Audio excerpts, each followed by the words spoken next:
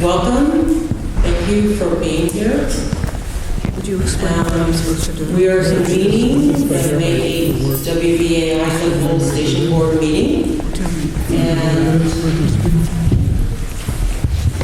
first on the agenda is to adopt our agenda. I move to adopt the agenda. I second it. It's been moved and seconded to adopt the agenda.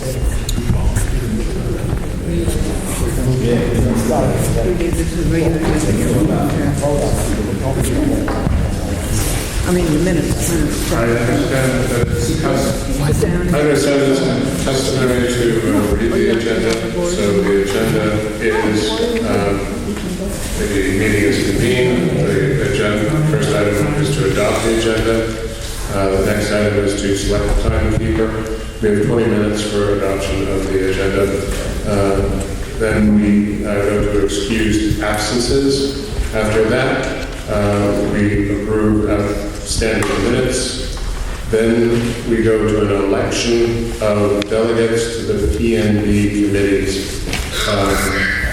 And the PNB committees are audit, governance, elections, programming, and committee of inclusion.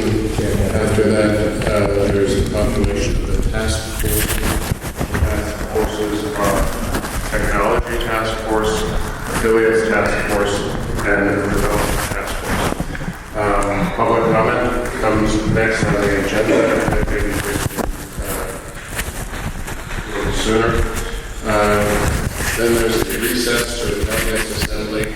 The delegates assembly is convened to consider bylaw amendments.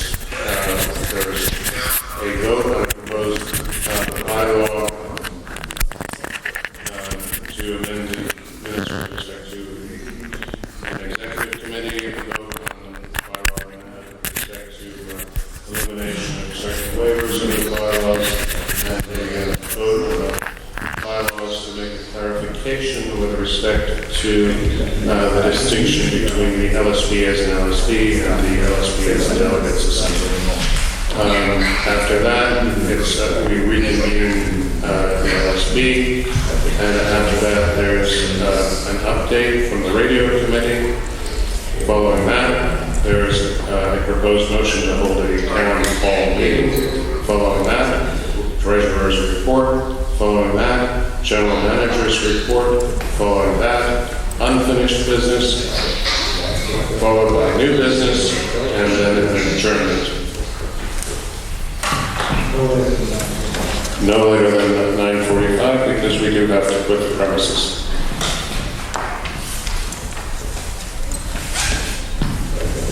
So we have to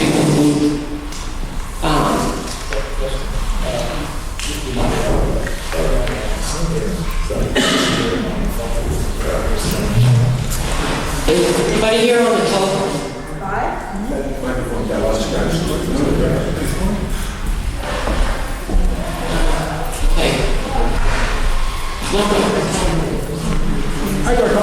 So the chair recognizes Mitch.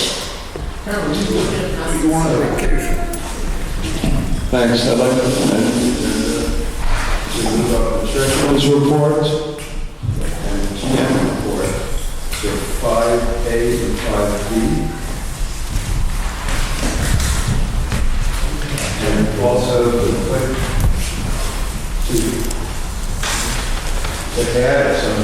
to add a resolution submitting on Venezuela. And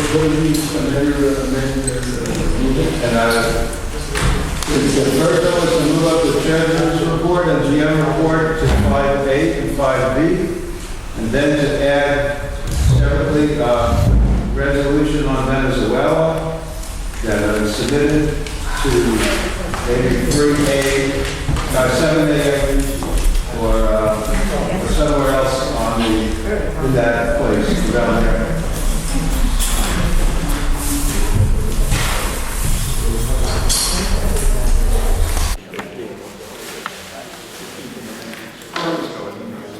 Jack, Secretary, can you please make a note of that? Yeah. Could we hit secretary reread? Can the secretary reread what's just been? Okay, sure. Mitchell just Mitchell Cohen proposed to amend the agenda with the treasurer's report, the general manager's report at 5A and 5B, and he wants to add the resolution, which has been passed around the room, on Venezuela. Where? Well, the Venezuela. 7A, I recommend after public comment.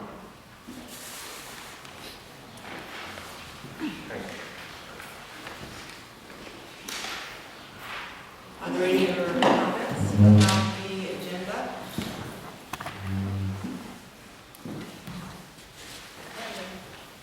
Paul?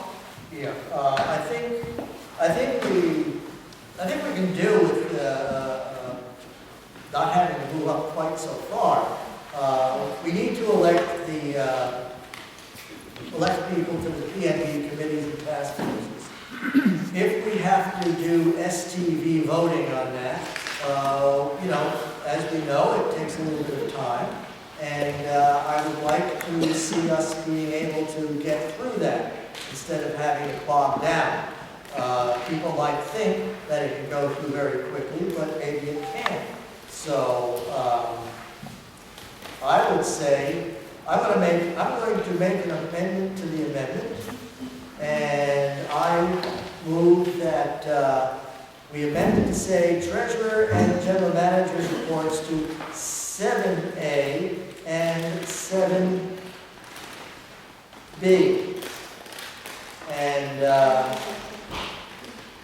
And motion on Venezuela to new business, as it is. I second that. It's been moved and seconded to move the treasurer's report and general manager's report to 7A, 7B, and move Venezuela motion to new business. The floor recognizes Mitch.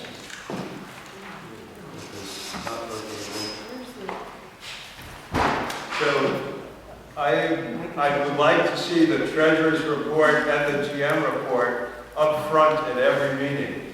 I think these are really crucial, and we've short-circuited them at meeting after meeting after meeting and wasting people's time. I think those are really important, not only the reports, but discussion on the reports. And there may be resolutions or motions that grow out of those reports. So I really would love to be able to hear on a regular basis the treasurer's report and the GM report regularly, up right near the top before we do other business. That might impact on how we do other business. And question it. We could ask questions of the GM and provide enough time for questions from the board. I think that's far more important than populating the PNB committees even.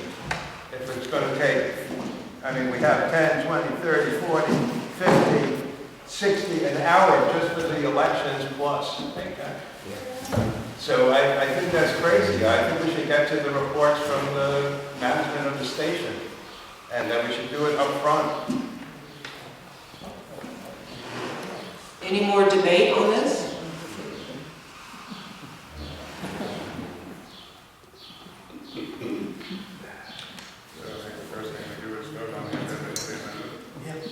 So let's have a vote on the amendment to the amendment. I vote in favor of the amendment.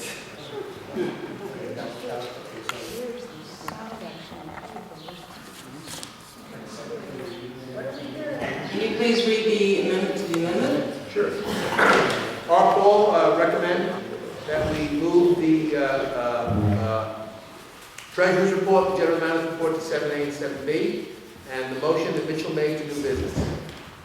We're going to vote on it now.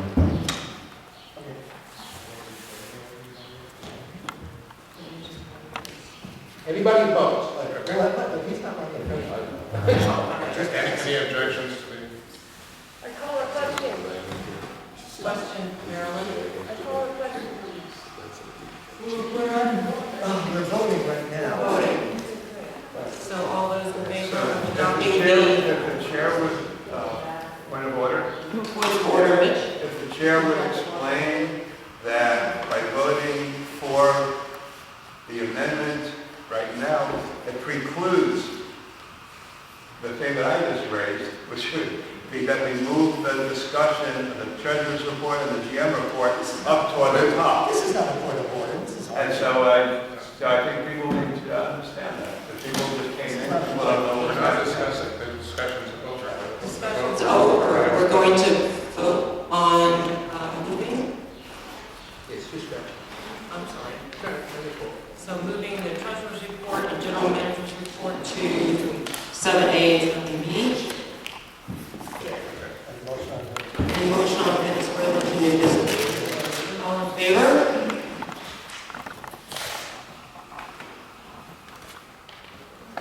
Can you count the vote? 1, 2, 3, 4, 5, 6, 7, 8, 9, 10, 11, 12, 13, 14, 15. 15 in favor. 15 in favor. Those against? 1 against. Any abstentions? No, you don't call extensions in the meeting. So we're going to select a timekeeper. Anybody offer to be a time? We just amended the amendment, now that amendment, now look, we just passed Right. the amendment. So we're debating that. Okay. There's no debate. Hold on. Is there any more debate on the amendment to the amendment?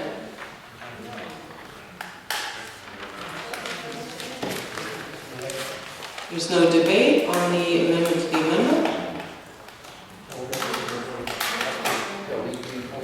We should say it one more time. So what we're voting on now is the amended version that Mitchell proposed, but Paul announced as a change. New business for the Venezuela, and 7A for the treasurer's and the general manager's report. And now we're going to vote the second time, because the first time we voted not Mitchell's amendment, but Paul's amendment to the amendment. So we're going to vote on Mitch's? No, we voted on, we just voted on. We're going to vote on it again because it's now the amendment. It's like voting for the same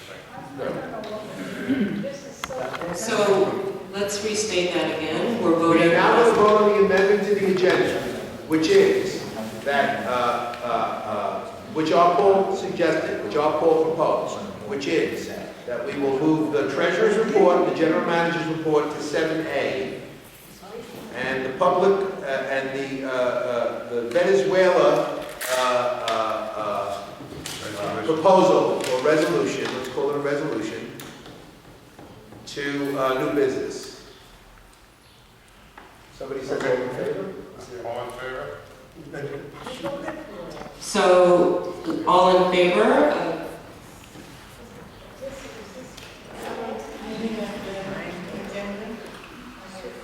We're amending the agenda. 1, 2, 3, 4, 5, 6, 7, 8, 9, 10, 11.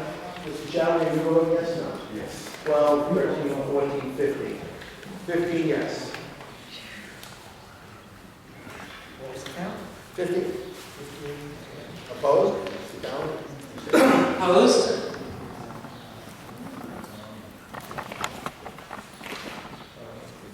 So the agenda, the amendment to the agenda passes. There are 16 people here. Any further debate on the agenda? You should do the roll call. Okay, let's vote on the agenda. All in favor of adopting the agenda?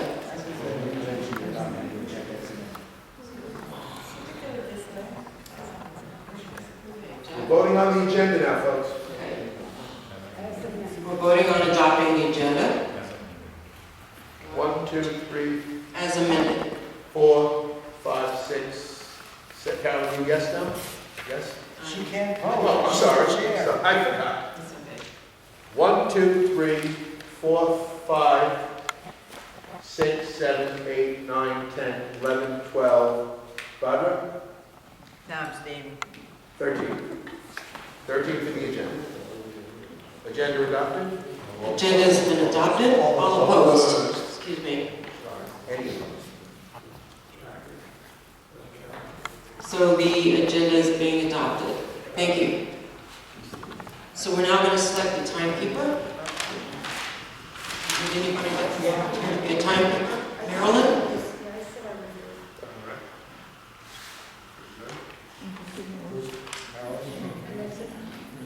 Okay, Marilyn's offered to be a timekeeper.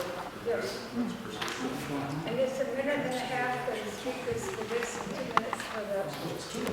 We're going to go with what is customary, which is 2 minutes across the board. So everybody gets 2 minutes to speak. The board, the chairman recognizes Jim Summerton. Request for information.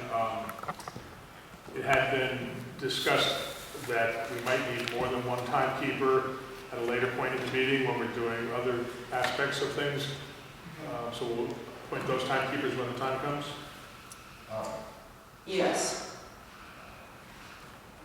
The chairman recognizes Jim Dingman. Yes, I volunteer to help with the keeping of the public comment time when it starts. Thank you.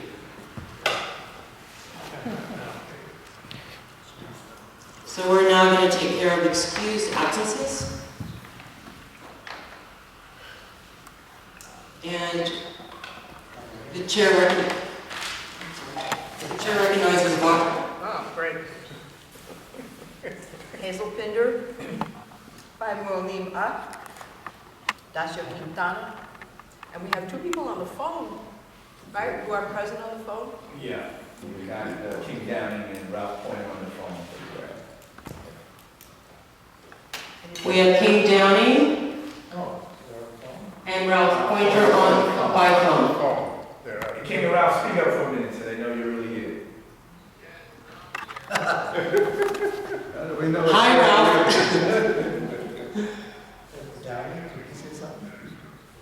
Is this Ralph that's speaking? It was Ralph and then it was King. Okay, so you have them both on your phone on the conference call? Go ahead again. King? Oh, we're, Bo Meltzer Cohen also. She's down. King? Thank you. Okay, and sorry, just to add,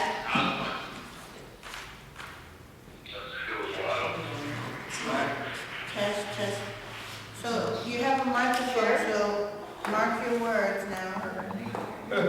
Chair, and The chair recognizes Bajra. Excuse me, the chair recognizes Bajra. Where Meltzer Cohen also to be excused. He Okay. is busy defending. Did you get that, Jack? I think so. Meltzer on the phone? No, excuse. Excused absence. Oh, Barbara's excused. giving you excused absence. Thank you. Very sorry. Okay. Did you get them all? I don't know how to spell the The name. chair recognizes my boy. We need to excuse Alex Steinberg, who's in Cuba. Alex Steinberg provided an email. I The chair understand, recognizes Jim. I understand, you're going to handle Randy Credico? Well, I'm trying to, but it's very difficult because, you know, maybe you're in close proximity to the microphone, so you could do that. All right, you want to, I'll call that now. Okay. You're complaining different things. Yeah. We will get back to the excuse absent. Right. So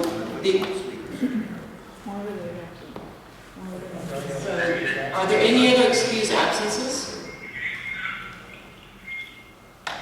So just a second. So Jack, can you please reread the excused absences? We have Meltzer. Is that how you spell it? Meltzer or Meltzer Cohen? I'm sorry. It's Yeah. Meltzer Cohen, right? E-N. And Alex Steinberg, I read the email myself. And what were the other names again? The other names, Hazel Pinder, Ms. Pinder, thank you. P-I-N-D-E-R, 5 Mualim Ak, 5, Mualim, M-U-A-L-I-M-M-A-K, and Dacio Quintana. Thank you. That I need.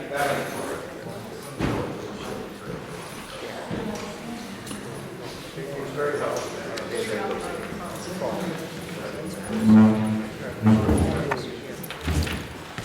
The chair recognizes Mitch. So I have a motion to divide each of these people, to those who contacted the chair and requested an absence, and I want to deal with those separately than those who didn't bother to do that. Whoa!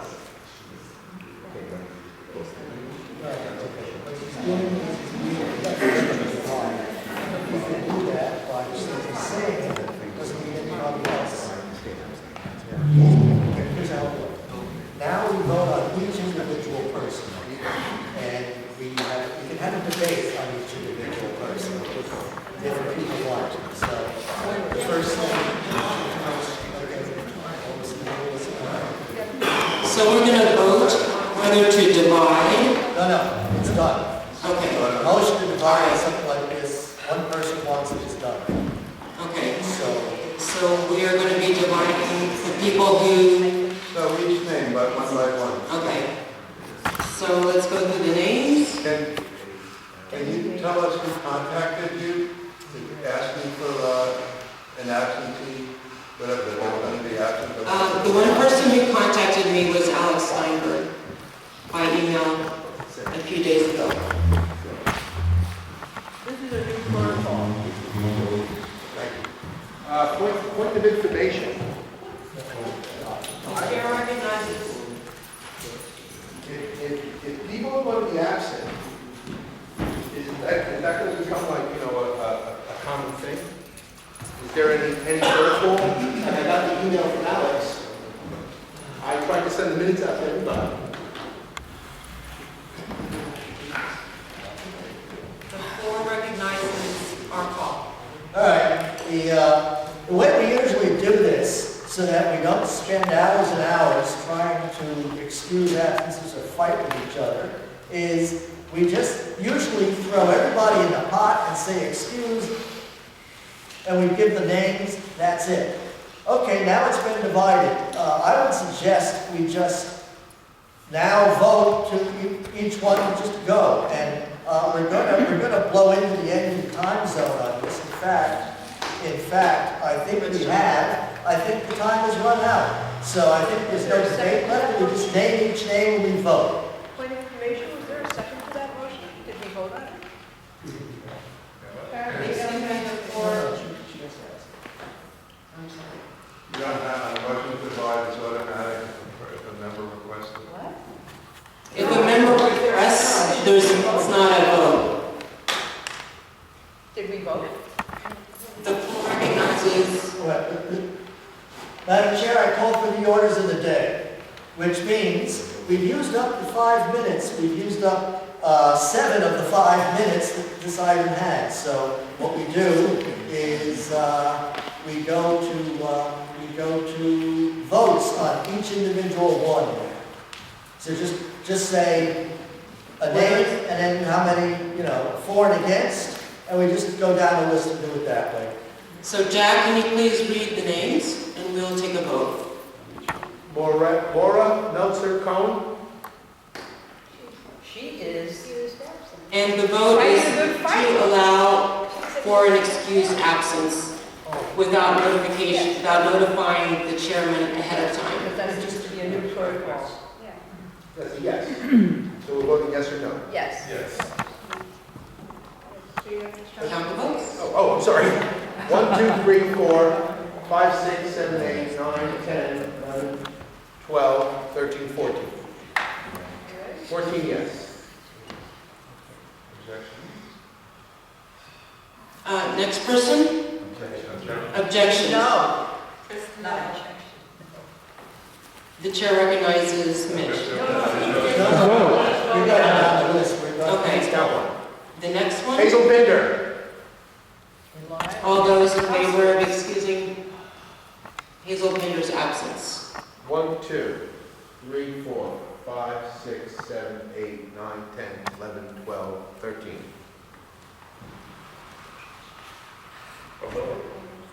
Opposed? 2. Alternate tell people. 5, Mualim, AK. Mualim Ak, 5 Mualim Ak. Mualim Ak. All in favor of excusing?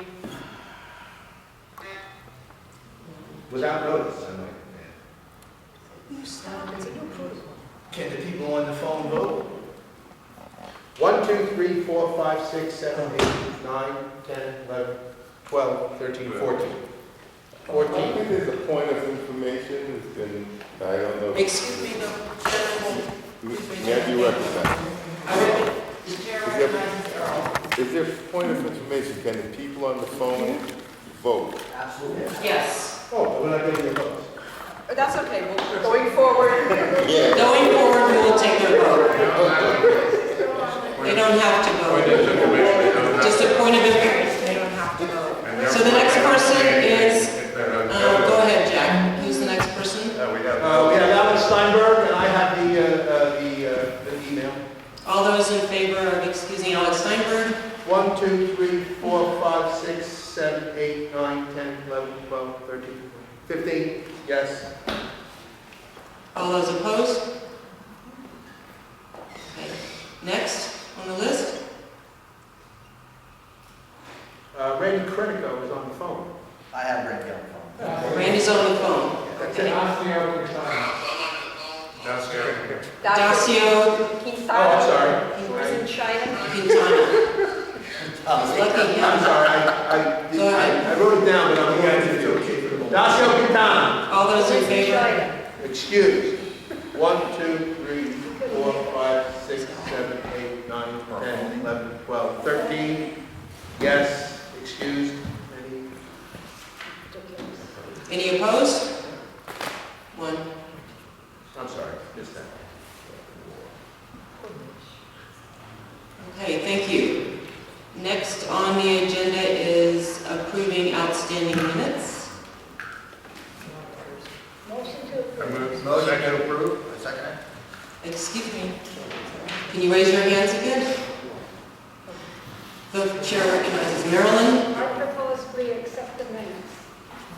Motion to accept the minutes. Second. Second. Wait, what? Can we hear This what? is to accept the minutes that have been distributed from the last meeting. Point of order, we have to say, the form is move to approve, and then you say what dates minutes. So the first one we should do are the ones from June of last year.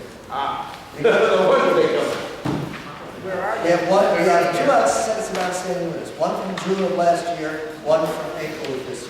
Does everybody have a copy? No, we have one for the April, we don't have. All right, then we can skip June of last year if we don't Point of have. information, The chair recognizes Jim. June of last year was sent out a few days ago to all the members of the LSB who were on that list. And in fact, it was sent out twice. It was sent out in the first meeting too. Okay, we got you.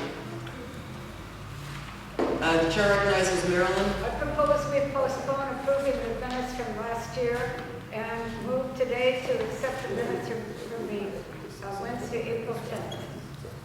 Second. So a motion has been Maxine, that was your second? made and seconded Okay, thank you. to approve both sets of minutes. No, No. that's the ones in the... Just the ones that have been passed out for the last meeting.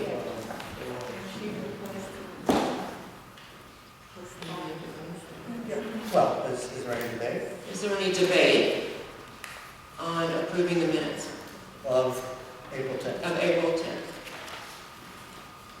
Ask if there's objection. Any objections? That's all right. All right, those minutes have been approved. And are we, is there, I thought I heard a motion to postpone the June of last year minutes? I said as part of her motion. Okay, can you just clarify that again, Marilyn, too? I said we will postpone the approval of the minutes from the meeting June of last year, and tonight approve the minutes from our last meeting, which was April 10th. Okay. Okay? Okay. All those in favor of postponing the minutes from June? 1, 2, 3, 4, 5, 6, 7. Jim? 8. No? Send them out towards. 1, 2, 3, 4, 5, 6, 7, 8, 9, 10, 11. 11. Any opposed? So the motion passes to postpone the June minutes to the next meeting. Thank you. So the next item on our agenda is electing delegates to the Pacific National Board. Point of order. Chair recognizes the chair. Shouldn't there be a roll call? I mean, at some point? Correct. I mean, we're having a duly constituted meeting without a roll call. Right. Thank you. Jack? I wrote them down as they arrived, and I don't know if that's the official way to do it, but I'm going to say. It's not. So we'll make it official. Now you will call the roll. You will call I the will roll. call the roll. Jim Sargerton, Here. Max Schnee, here. Dr. Palmer here. Mitchell Cohen, Here? I believe Chowie, here. Bashir Chowie, Here. Catherine Davis, Here. Michael White, Here. Miss Carol McIntyre, Here. Mr. Paul Martin, here. Mr. Dingman, Jim, Sean Rhodes, Maxine Coleman, Here. Alan Boyd Downey, Both down here. Eugene Hammond, Vajra Silgar, Here. Who's here on there? Errol Maitland. Yeah, that's me. I'm sorry. The problem is that the people that aren't here aren't. Yeah. People on the phone. People on the phone. That's And then we have on the phone. We have King Danny. Wait, I sure did. That's the whole reason why I want to do it that way. Okay. And also on the phone, Ralph Pointer. Ralph. Ralph. Where are you, I Ralph? heard it before. Did he disappear? I don't know. Maybe put it on silence or something. Yeah, I'll give him a moment to come back. And the All right, third we'll give person him a on the minute to come phone. back. What about Randy? Randy's right here. How can he be on the two phones? Randy's on the phone. Okay. I heard Crazy it. technology. So does that complete our roll call? I believe so. 1, 2, Call 3, people 4, here. 5, 6, 7, 8, 9, 10, 11, 12, 13, 14, 15, 16, 17, 18, 19 people. Taking into account the excused absences. The chair recognizes Errol. Madam Chair, just an inquiry. Last and first meeting, we had a phone arrangement for members who, I guess, are more than 50 miles away, right? More than 50 miles away is a goal. Right. So, Or ill. why is that going to be a standard thing that we have, or why don't we have that now? They got to do it. I can answer that. Alex supplied the equipment for that, and he's out of the country right now. So if he was here, we would have that equipment.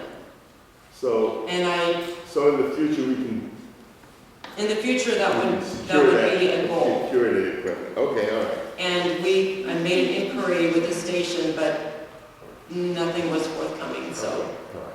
Just The chair recognizes Michael White. Just point of information, I believe that the equipment was bought to be tested, and it was considered tested at that last meeting. It was considered not meeting the standards that we'd like to have, so that they're currently shopping for better equipment. Probably more detailed than you want, but that's okay. So we'll be moving on to the election of delegates to, Point of order. the chair recognizes Jim Saugerton.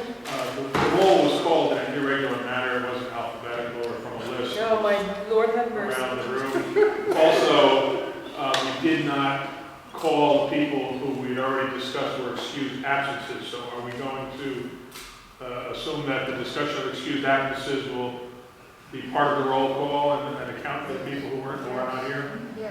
Yes. Madam Chair, if you may be recognized, Parliament, do we have a quorum? Yes, sir. Then, Jack, can you? Yes, we do have a quorum. then may I propose in a friendly way, not invoking dead Robert? If we have a quorum, can we move on with business? Because my Yes. bedtime is drawing nigh. Thank you, Earl. So we do have a quorum. So now we are going to be electing delegates to the Pacific National Board, the committees. And the four that we are electing are going to be the Audit Committee, the Governance Committee, Elections Committee, and Programming Committee. So are there any nominations for the Audit Committee? Audit Committee? I nominate Marilyn. The chair recognizes Marilyn. Well, I'd rather have Michael be The chair recognizes Michael. I nominate Marilyn Bogdani. Marilyn Bogdani has been nominated for the Audit Committee. Are there any other nominations? Yes, I nominate Eugene Hammond for the audit committee. Okay, Vajra has nominated Jean Hammond for the Audit Committee. Are there any other nominations? Point of order.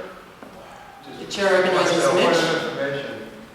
Are there only one delegate from BAI allowed on each of these committees, or are there multiple? Thank you. I'm sorry for not clarifying. There are 2 delegates for each committee. The chair Recognizes Michael White.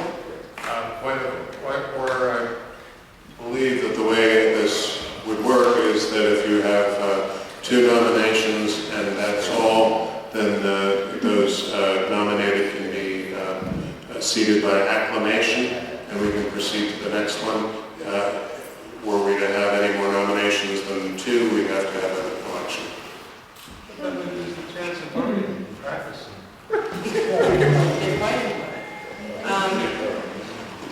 So there are 2 nominations, 2 people nominated for the Audit Committee. Again, there are 2 for each committee.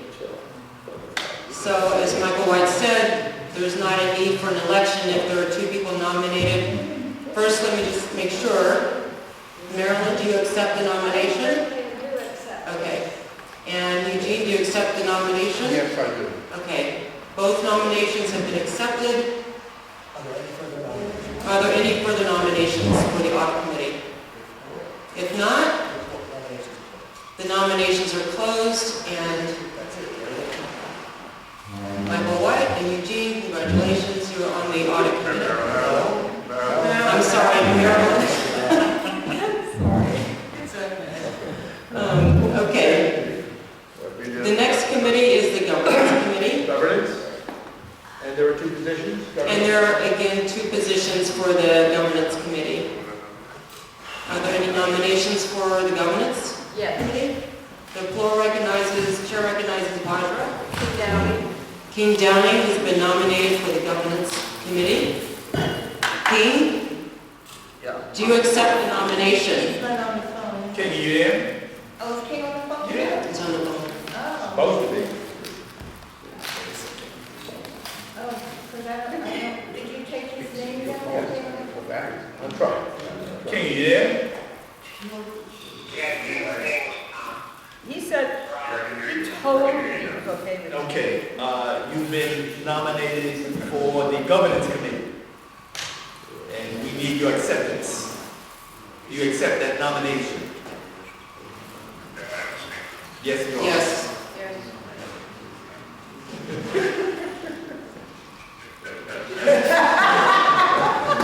Did he say it? No mercy.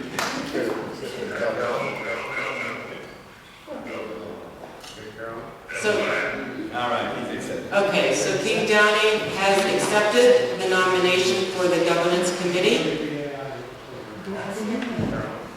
The chair recognizes Jim Dean. Yes, I nominate Michael White to the governance committee.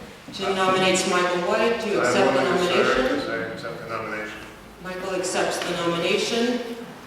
Are there any other nominations for the Governance Committee to the Pacific National Board.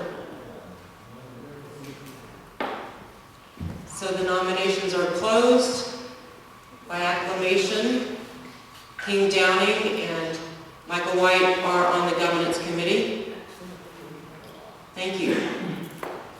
The next committee is the Elections Committee. And again, we have 2 positions for the Elections Committee. Do I hear any nominations? The floor recognizes Jim Dingman. Yes, I nominate Michael White. I accept nomination, sir. Jim Dingman has nominated Michael White. Michael White accepts nomination for the Elections Committee. Backwards. Yes. Are there any other nominations? Wait, what are we talking? Election. Okay, we had it backwards. It was, King had originally agreed to be on the, But he okay, so Hazel Pinder. Well, he can, okay. So He can be on 2. Hazel Pinder. he can be on 2. What? Ask him. Okay, King, you've also been nominated for the Elections Committee. Do you accept the nomination for the Elections Committee? King, Wake up. King, speak to us. King. See that? Knocked him out. Oh, okay. You've been nominated also for the election committee. You accept. King Downey accepts the nomination for the Elections Committee.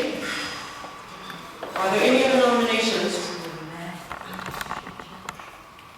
So the nominations are closed, and by acclamation, it's going to be Michael White and King Downey on the Elections Committee. The next Point of order. point of order. I think it's a point of order. Apparently there was a mistake made in the nominations for the committees. Is it possible to go back and redo that? He accepted. He accepted. He accepted, Accepted. We're good. and the people nominating him are comfortable with that, right? Yeah. Right. I think they're all in agreement. What was the error? There's a disagreement, we'll work it out. The chair recognizes Michael White. I nominate Jim Dingman for the Programming Committee. So nomination, Jim Dingman has been nominated for programming. Jim, do you accept the nomination? Jim accepts the nomination. Are there any other nominations? Barbara? Yes, I nominate 5 Mualim Haq, who has already expressed an interest and said absolutely he accepts. Who is that? 5 Mualim Haq. Right, Marlene Park has, according to Mualim Bajra, Yes. has accepted a nomination for programming committee. Yes. However, You don't have to be here. is that correct? Yeah. Okay. So, So, we don't know if he's accepting the nomination. We do. She's saying no. all right, we'll go with that. Accepted. Except on the Royal Society. So are there any other nominations for the programming committee? Is there a question? Yes. The chair recognizes Bertol. Do you have a question? How many people are supposed to be in the programming committee? 2. 2. There's 2 on each committee. So, so by acclamation, Jim Dingman and, I'm sorry, Marlon Ock have accepted nominations for programming committee. That closes the elections for the 4 Pacific National Board committees. Congratulations. All right.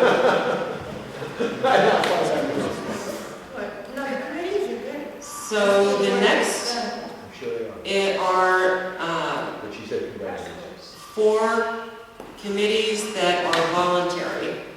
So there is no limit on how many people, and both board members and non-board members can join these committees. So I'm going to read them off. There's, okay.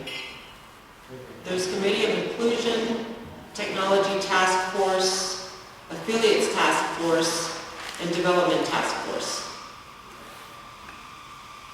So, is anybody volunteering to join the Committee of Inclusion? Not an election. That's a committee, not an election. That's different, that's a different committee type thing. It's, That's not the volunteer, it's not a task force. okay, That's separate from the task force. right. So, I apologize for the confusion. Committee of Inclusion is an elected position, and there are 2 people for the Committee of Inclusion. Are there any nominations for the Committee of Inclusion? There are 2, will be again 2 people. The chair recognizes Vajra. I nominate Ralph Pointer. Al Pointer. Ralph Pointer. He's a PNB member, to be honest. Yes. Yeah. He's on the phone, right? But he's already on the PNB. He's on the PNB, he would be the PNB member on The chair is asking Ralph if he accepts the nomination for Committee of Inclusion. Ralph. Doesn't he join from the... No, No? committee of inclusion is different from everything else in the world. Do you accept? Okay. Okay, Ralph Pointer accepts nomination for Committee of Inclusion. Are there any other nominations? I need 2 LSB, that's PNB, I need 2 LSB. Yeah. Are there any other nominations Directors. Have to have a of directors for Committee of Inclusion? No, we have one. Oh, okay. The chair recognizes Marilyn. No, I take that. Okay. The chair recognizes Michael White. Point of order, James, sorry. This was not explained well. I'm hearing from the audience, from someone who likely may know, that there's 1 person from the PNB on the Committee of Inclusion and 2 from the LSB. Correct. 2 on the PNB and 2 from the LSB. How many from the, I'm sorry. 1 director, 2 delegates, minimum number. All right, I'm just going to say then that I was planning to try to be on the Committee of Inclusion, but if there's only 1 and Ralph has already done it, so be it. So I think we should refer to the bylaws to find out the answer. Give me a second. Okay, let's see. Doesn't hurt the old one. Yeah, this is the older one, and it's easy to read. Except it doesn't have a goddamn, no, well, let me get the other one. The other one. Which may have some pagination in it. Let's see.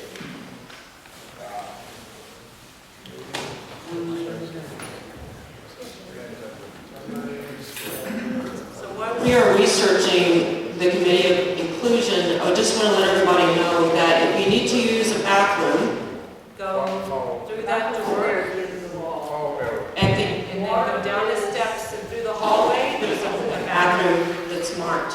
But it's not accessible. Right, do you have to make a motion to use the bathroom? What about Yes, go ahead and do that. So it's The chair recognizes Marilyn. Can we move ahead, please, to do the task force while we're waiting, so we don't waste time?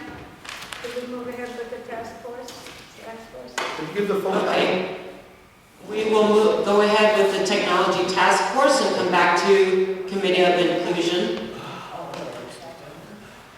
Are there any volunteers for Technology Task Force?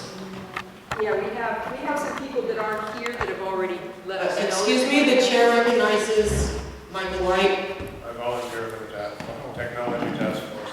Michael White is volunteer for the Technology Task Force. Are there any other volunteers for the Technology Task Force? Excuse me, Vajra? Yes, if the task force is made up of volunteers, we're not taking votes on them, they're just volunteering. Right. We have the names. Right. Okay. We're not taking votes, but we would like to know who wants to do it. So, Okay. any other volunteers? Barbara? Well, Sam White expressed an interest in this when last I spoke with him, so, yes, Sam White. He's not on the board, Sam White, Is he a member? yes. You met him? Doesn't matter. Jack, you writing this down? I did, yes, I did. What happened to The chair recognizes Jim Deeman. Yeah, I volunteer, and I also volunteer Maxine Gallman. So Jim Deeman and Maxine will both be joining the Technology Task Force. Are there any other volunteers for the Technology Task Force? Sure. Max Schmid. Max? Sir. Okay. Are there any other volunteers for the Technology Task Force? Is Errol around? I'd like to volunteer him. You can't volunteer. I assume he'll be back in a moment. I'll volunteer when he comes. Do you have a cell phone number? Go ahead, sir.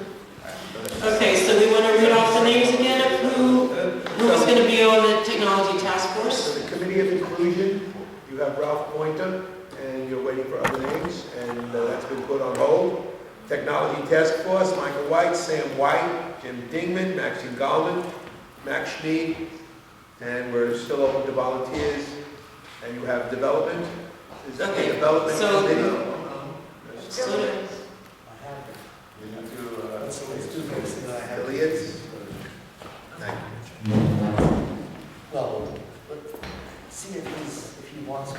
Errol? okay, so Errol, there's a question from the group about whether you want to join the Technology Task Force. Okay, man. Okay, I'll accept. Errol accepts being on the Technology Task Force. Even though I'm totally Luddite at the stage. Congratulations. Okay, so we now have, I'm going to defer to our call on Committee of Inclusion. All right. Okay, from the bylaws, it says, these committees of inclusion, and they have a plural because every station has one, shall include one director and 3 LSB members from each radio station who shall be elected by their respective LSBs, and such individuals as those 4 shall choose by majority vote. So for us tonight, we have to put, that's done. For us tonight, we have to put on 1 director and 3 LSB members, okay?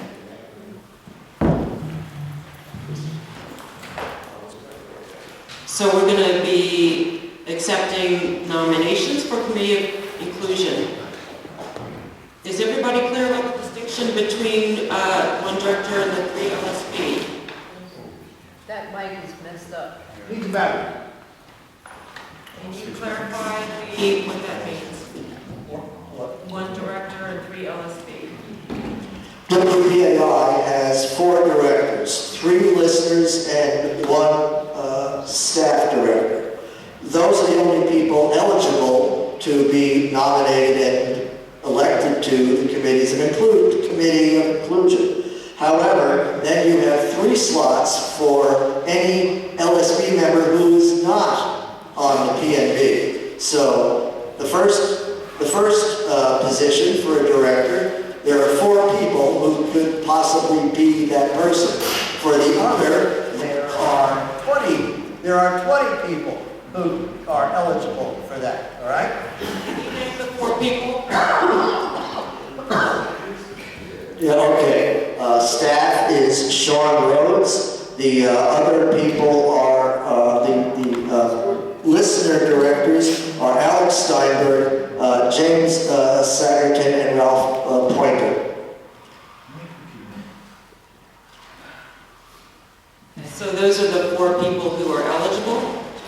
To be the director on his Committee of Inclusion for Okay. WBAI. So it's 1 of 3.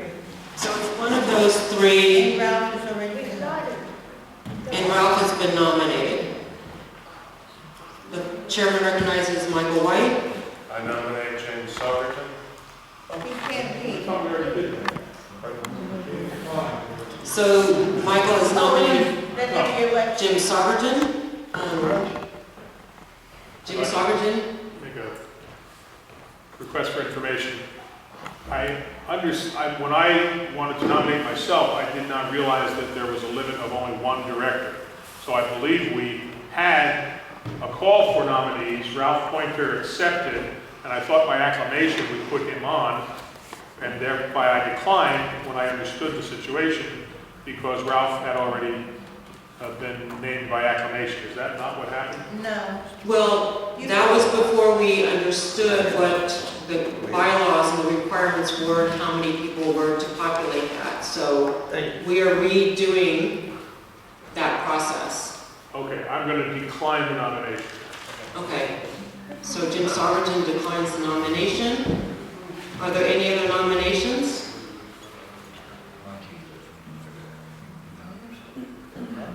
If there are none, then if there are no other nominations of those three, then Ralph, Carolyn, point of information. the chairman, recognizes Jack. We're going to vote on this.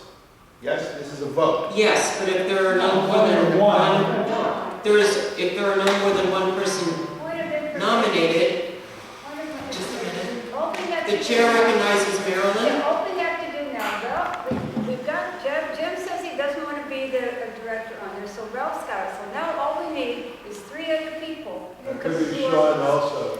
Sean is up there too.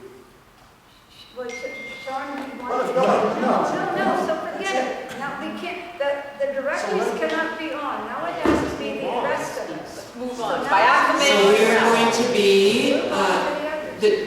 the chair recognizes Jim Dingman. Yes, I nominate Michael White, and I also want to add to the Technology Committee or Task Force Randy Greco. Thank you. So Jim Dingman nominates Michael White and Randy Credico. No, Randy Greco's to the Technology Task Force. He missed and didn't hear you guys. Okay, Is Randy accepting? Yes, he did. so Randy has accepted being nominated for the Technology Task Force. He's volunteering. It's volunteering.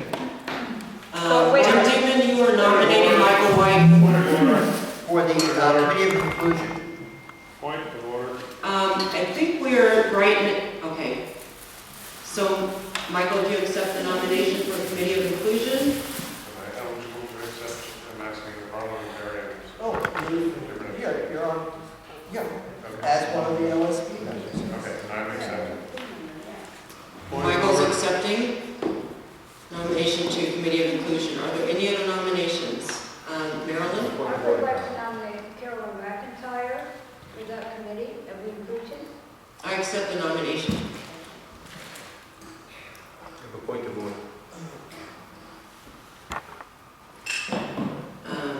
Jim Sauberton?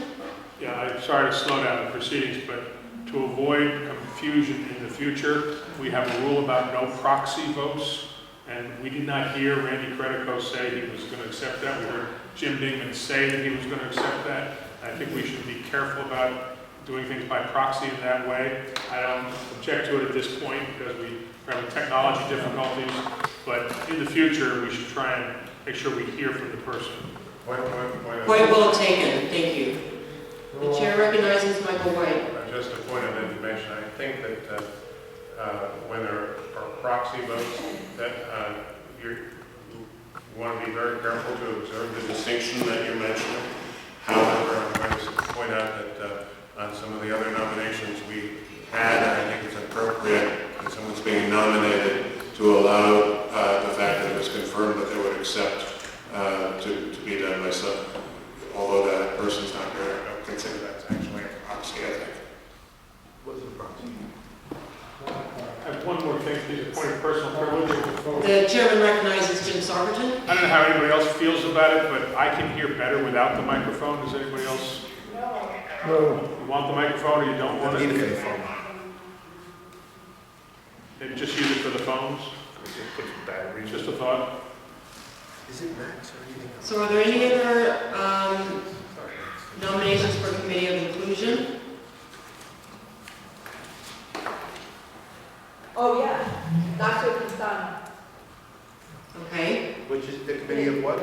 Committee of Inclusion. Okay. Bajra has nominated Dacio Quintana.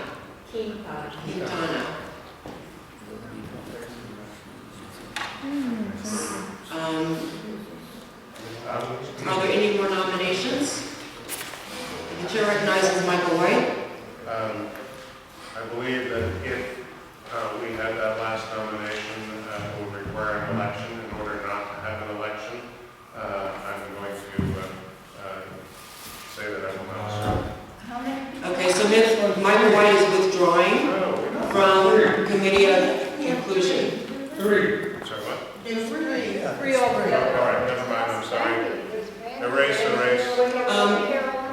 Can Jack read the names right now? Here's what just happened. Committee of Inclusion, 1 director and 2 LSP. Three LSP. Thank you, that's the confusion.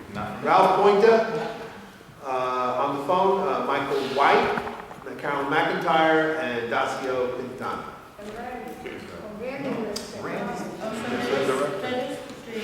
Director is Ralph Pointer. I mean, the staff. All right, are we done with that? Is there a staff representative of the Committee of Inclusion? No. No, okay. Technology Task Force. Excuse me. Are there any other nominations? Excuse me, are there any other nominations? Those are 4 people. There are 4 people on the, right, there are 4. Any other nominations? If there are none, then that's the Committee of Inclusion. Thank you. So next is the Affiliates Task Force. What's the position? What is the, It's open. what is the option for the position? Their Affiliates Task Force is again voluntary. There's no limit to how many people can be on the Affiliates Task Force. Does anybody want to say something about what the Affiliates Task Force does? Those of you who have been on it. Anybody? Marilyn? I volunteered for it 2 years ago, and nobody ever called me. Okay. Maybe something about what is there something about what it's supposed to do? Yeah, Okay, Mitch? yeah, I was on it 6 or 7 years ago, and it's supposed to coordinate discussion network between the different affiliates, which are over 200 affiliate stations right now. And it's supposed to coordinate between them, allow people to horizontally, lateral discussion about how the network is running and what to do on those stations if they have those questions. And it's a valuable thing to do because we can be learning from other stations and we can be getting good ideas on everything from programming to technology to fundraising. So They also have great shows. it's actually a pretty important function. So I volunteered. Thank you. Mitch is volunteering to be on the Affiliates Task Force. I hope you can get it revived and going. No, it's gonna be strong this year. Are you volunteering to be on it? No. No? Okay. She's making a prediction. Oh. No, based on what I heard last year. So that's good to know that it's getting some momentum. The chair recognizes Michael. I volunteer to be on the Affiliates Task Force. Michael volunteers to be on the Affiliates Task Force. Bajra? Shereen Roberts has volunteered via text to be on the. Okay, Sri has volunteered to be on the Affiliates Task Force. Are there any others? Jim Saugerton? Same, volunteer. Jim is volunteering to be on the Affiliates Task Force. Anyone else? This is this is open to members. Yes, and again, not this on is- the LSP. Yes, that's correct. Any of these task forces are open to not only board members, but any of you who are here, any listeners may join these task forces. Yeah, I volunteer to join this task force. It's very important in the time we're in to really have a really strong relationship with the affiliates and expand it. Okay, so Jim Demon is, anyone else? So thank you to everybody who's volunteering. The next one is the Development Task Force. Yeah, committee The chair recognizes, affiliates, technology. I'm sorry. Rosalie Rosalie Hoffman is volunteering to be on the affiliates, did you say? The Development Task Force, thank you. Oh, yeah, that's, I'm on that. Happened on. Wonderful. Kat, thank you. We have another. Rosalie, last name? Hoffman. Kaufman? Hoffman. No wonder. You know, like the beverages. And I do Catherine remember. Davis. Rosalie. You got Catherine. Catherine Davis, Put it down, I remember her. Hajra, We have another volunteer by text, Sam White. Sam White, Yes. Carolyn Burton. Any others? Jim Saugerton, are you volunteering? Jim Saugerton. James. Any others? Okay, fantastic, thank you. Did somebody just get added to tech assignments? We just did the Development Task Force. Would you like to read the names, Jack? Okay, yes, let's go over it one more time. I'd like to keep good record. Committee of Inclusion, Ralph Boynton, Michael White, Carolyn McIntyre, Dacio Quintana, and it's closed. Affiliates, open and volunteer. Mitchell Cohen, Michael White, Serene Roberts, James Saugerton, Jim Dingman. And I believe it's still open. Now we have the Developmental Task Force, the Development Task Force, I believe is the proper name. Rosalie Hoffman, Catherine Davis, Sam White, Carolyn Burden, James Saugerton. It is open and there's still more available if you want, right? Open Carolyn Burton? I believe Randy's name was left off of the Committee of Inclusion, if I'm not mistaken. He volunteered for No, you're technology. confused. The Technology Task Force has been completed, it seems, and it's Mike White, Sam White, Jim Dingman, Maxine Gallman, Max Schmid, Errol Maitland, Randy Credico. That's the Technology Task That was, Force. okay, thank you. And that's open and volunteer, right? Thank you. And Errol. Errol? Errol Maitland. I'm sorry. Errol, I did forget you that time.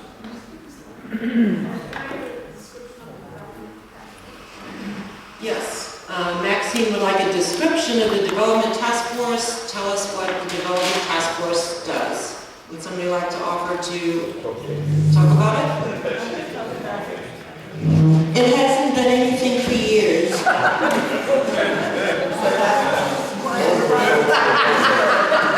Time to change that. What it should be doing. Change that. Would you like to tell us what it should be doing? Development is creating a plan for raising money and getting the funds to support all these wonderful ideas that people want to do. Thank you. That's why we're here. That Maxine volunteer? So Maxine is great. Is also volunteering to be on the Development Task Force. Great. Anybody else? Does anybody else have any questions about any of the committees or the task forces and what they do? Carolyn Burton? Yeah, if we could get a description of the task forces written down somewhere, just for future reference and make sure that everybody on it is on the same page, that would be helpful. I don't even know if they exist, but maybe each committee should write its own if there isn't one. Does anybody have a written description of what the task forces do or the committees? I've never seen one. Good question. Actually, it should be developed. Can anybody volunteer to research that for us and provide one? I believe it's already been stated that there is no written.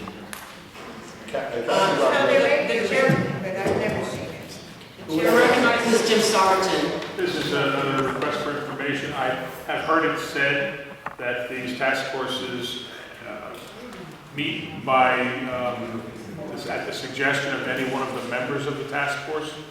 Is that correct? And how will we be contacting each other? How will we be knowing when there'll be a meeting? Are we supposed to just exchange information amongst ourselves? It's a good question. The secretary.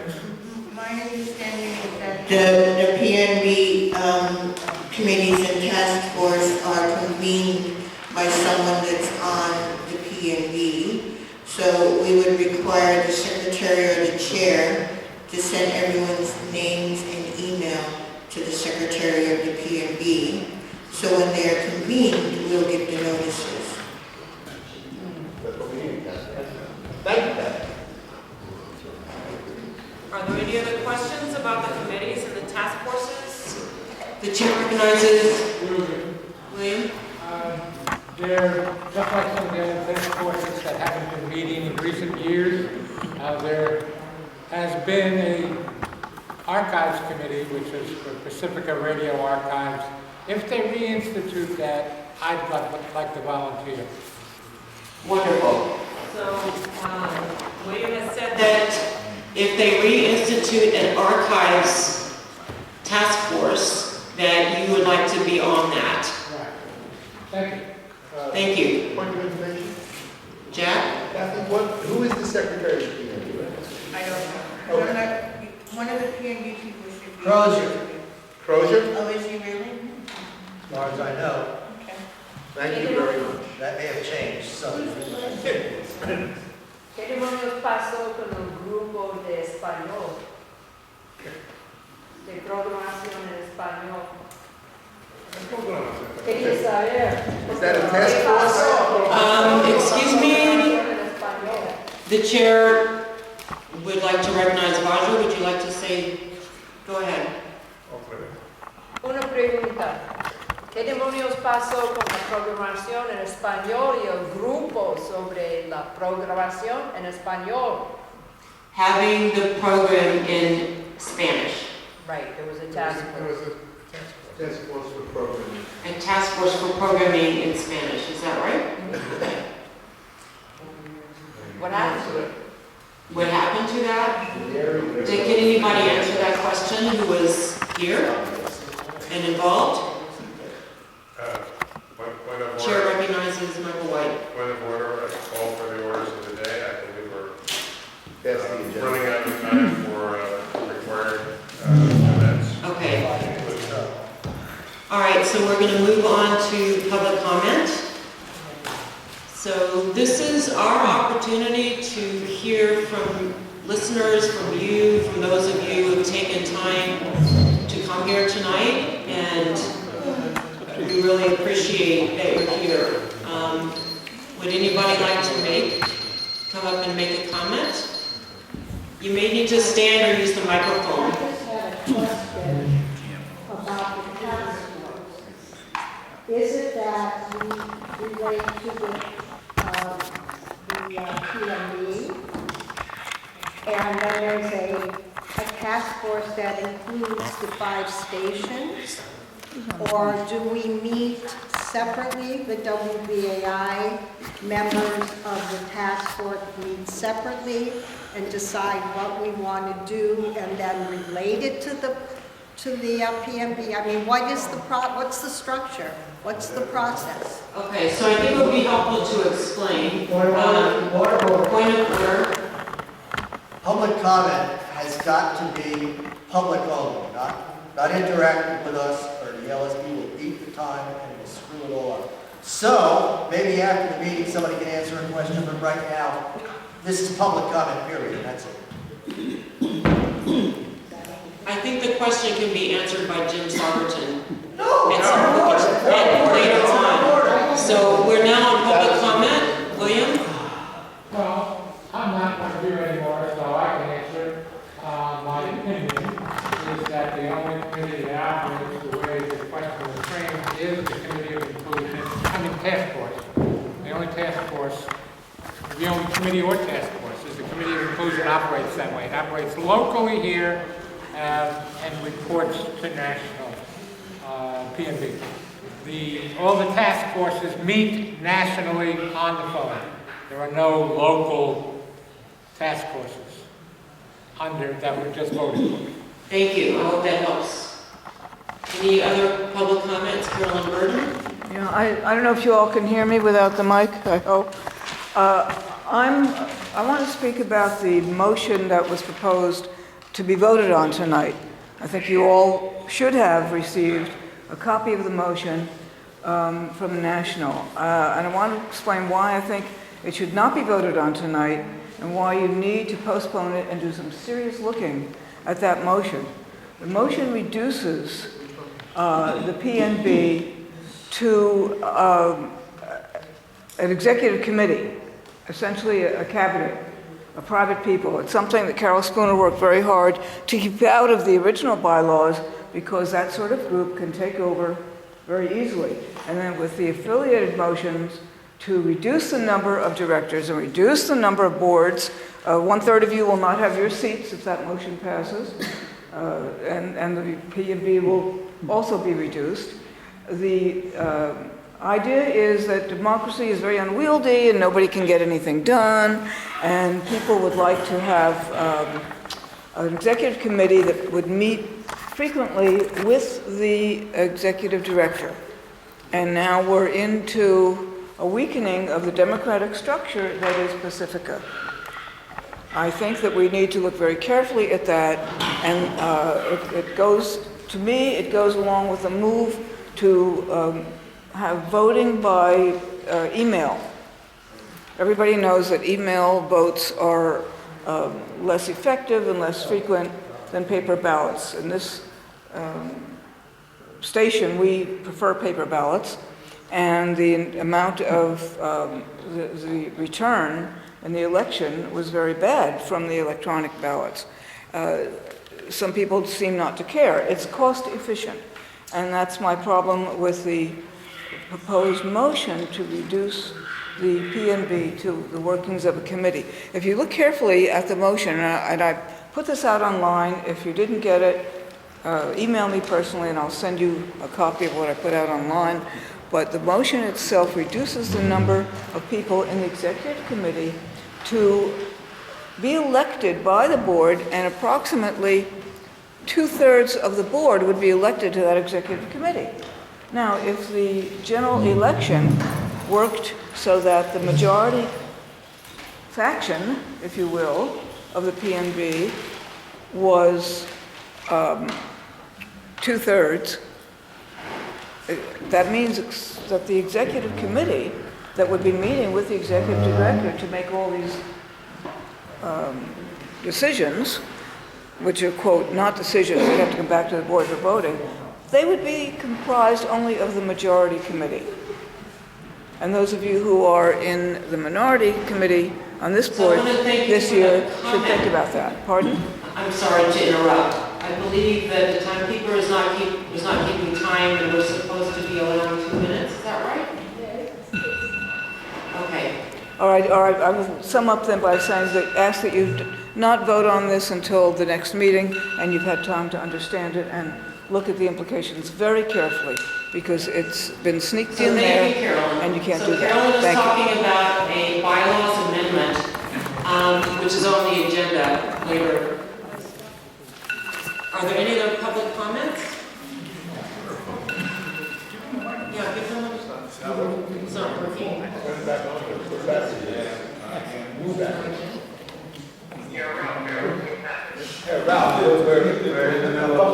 So we're in the middle of public comment, and I'm going to hand the microphone to the next person who wants to speak. Go ahead. Okay, I would like to yield my 2 minutes to Carol. Would you like to use them? I would like, I can't do that? No, we don't do that. It's Yes, we do it all the time. Sorry. Yes, we do it all the time. Carol, you can talk for another 2 minutes if nobody else wants to take over. Well, he's giving you 2 minutes to me. Does you want it? Go ahead, you got 2 minutes. I'm Ann McKay. I've been in the Heights for half my life. Is this on? It's on, but it's scratchy.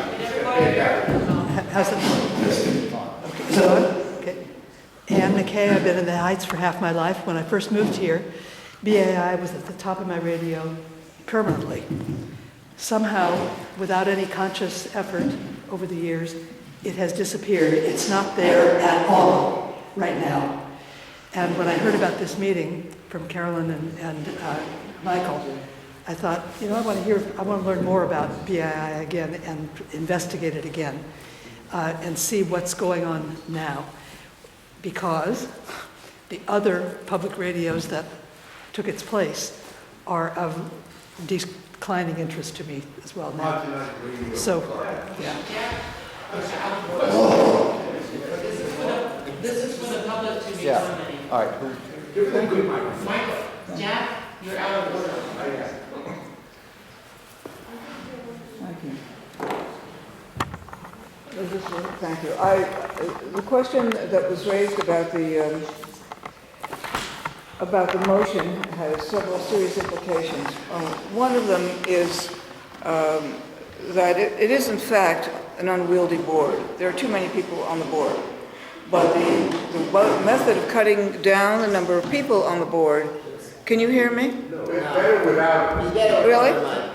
Okay, They're all out of order. It needs batteries. What kind of batteries does it need? All right, go on. I got batteries. I suggest you really look carefully at the objections to it, but also at the people approving it. The idea is to narrow the number of people making decisions. The motion as it is written does not require any, it said that the committee will report to the P&B. Very gentle, soft, easy requirements that could easily be ignored. There's no actual provision for a monthly or a regular or a report after every meeting. In other words, the language has to be tightened up. And if there's going to be an executive committee of this sort, then that motion needs to be rewritten to make sure that the listeners eventually get not only web streaming, but minutes and the results of their recommendations to the committee. I think it's a devious motion, and I would like not to see it happen, but I understand the impetus behind it is to streamline the work. Streamlining is good as long as there are more controls. So if we work on it for a month, until the next BAI meeting, then maybe that motion will be presentable. Right now, I would advise you not to vote on it. Postpone it. Thank you. Thank you. Are there any other public comments?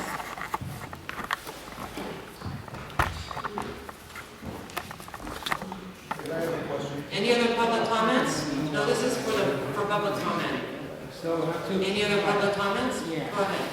I'd just like to stress the importance of WBAI when you compare it with other radio stations, to say nothing of the rest of the media, which is, it's appalling. For example, the way they treat the U.S. overreach, imperial overreach in Venezuela, how they, someone like so-called National Public Radio, it's really appalling. So I just want to make sure that we know how important this radio station is. Thank you. Thank you very much. Are there any other public comments?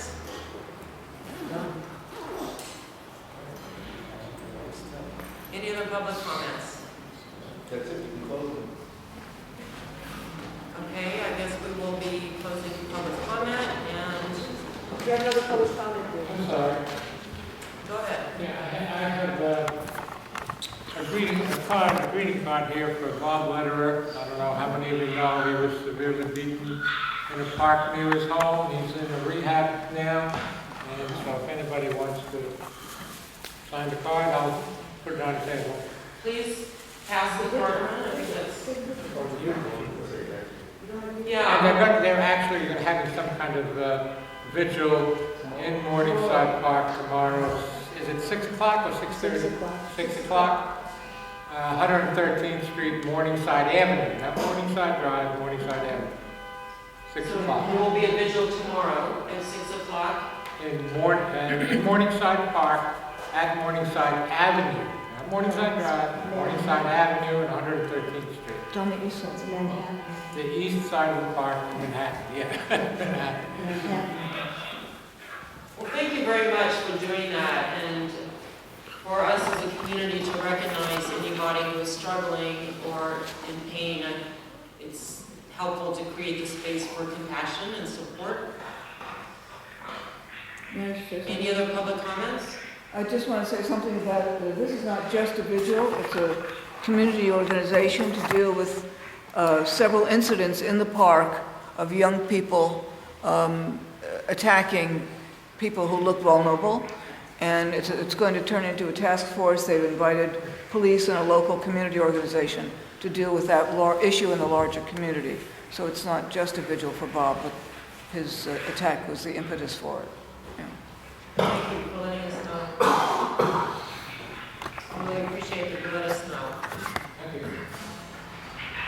Are there any other public comments?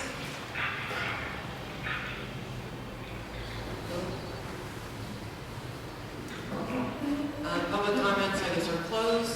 Jim, is that do you have your hand up? No. Oh, okay. Can I ask a question? No? Jack? Was she talking about the amendments to the bylaws? Yes, So it's then why on. did she say that? Jack? Sorry, Jack, excuse me, but, yes, and I mentioned that it's on the agenda. Okay. Are there, so we're now going to recess to delegate. Oh, right, okay. So now we're going to have the treasurer's report followed by the general manager report. Oh, okay. I will go without a microphone because I know I can shout all night, but the microphone will crap out. All right. The written treasurer's report has been posted.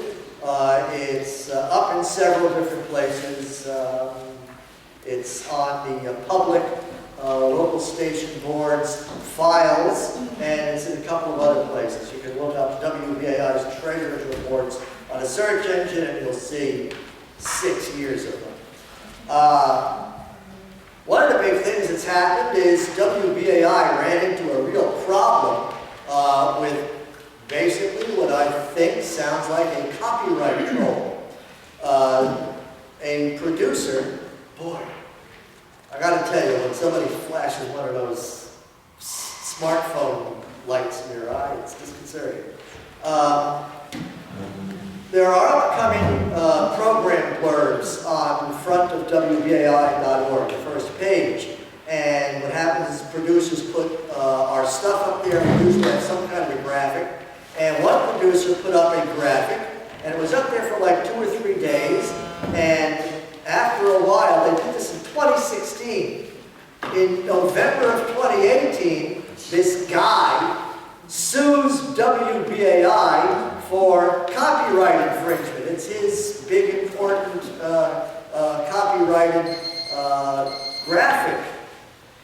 And so what happens is he and his lawyers send a subpoena to WBAI at 288 Atlantic Avenue. Wrong address. BAI never gets it.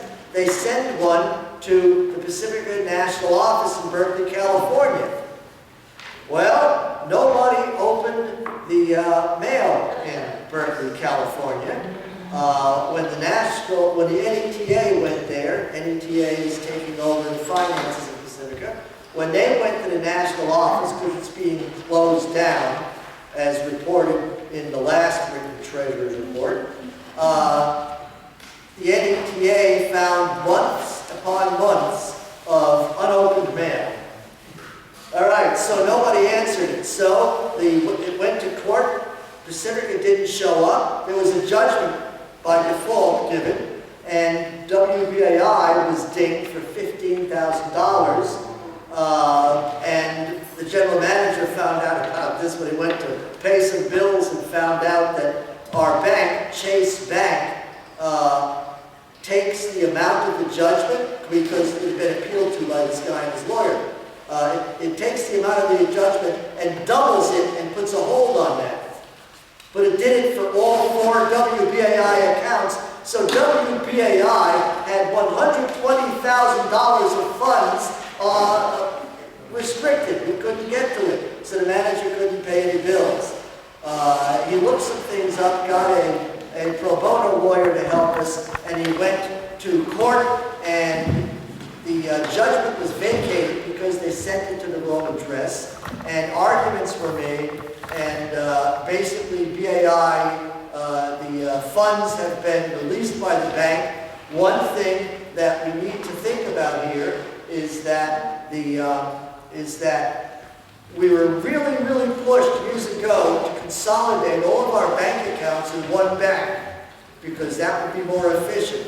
Well, we're seeing the wages of efficiency now. If this had been four different banks, we wouldn't have had everything locked up. Anyway, the resolution is WBAI is not getting dinged for huge amounts of money. The lawyer, I'm told, wants more money from us, and they're fighting that. The pro bono lawyer who's helping BAI is fighting that. The general manager has told the local finance committee that this whole misadventure shows that it would be a good idea to have a lawyer in New York City who could deal with legal issues here. Currently, all 3 Pacifica lawyers are in California, and so, yeah, it'd be nice to have a New York lawyer in New York. The committee has also discussed with the general manager the deficit. WBAI has been projected to have a deficit at the end of FY19, which ends on September 30th. And the general manager said there's about $64,000 more of deficit that we're going to get. So it looks like the deficit at the end of the year is going to be about $318,000. It had been 254, now it's 318. So that's something significant. And although there's been opposition on the NFC and the PNB to my motion that bequests from a station area be credited to that station that serves the area, it appears that the general manager and the Pacifica management accepts the idea. The general manager said that the Pacifica management accepts the idea that a bequest from this general area should be credited to BAI. And if we're really lucky, then the bequests could turn things around for WBAI and Pacifica. The general manager is supposed to have sent me information about the source of an $800,000 bequest. It hasn't happened yet. I hope he does. He also says that one of the family trusts that we've gotten some money from before may have a lot more money for BAI. That could be very important. I also would like to get the contract for the new copying machine and a revised draft FY19 budget from the general manager that shows new expenses and the deficit, because this may end up going to the NFC. The questioning period, no. Questions at the end. I'm not asking a question. You're using initials that I don't understand what they mean. Questions at the end. That's a question. You cannot give a report where you're using initials that I don't understand. I don't understand. Well, point of information. Point of information. I did not yield to the point of information. Then you're not going to conduct a meeting. If you're going to follow parliamentary procedure, then please follow parliamentary procedure. Look, point of information. You can't silence me. Point of personal privilege. Point of personal privilege. Point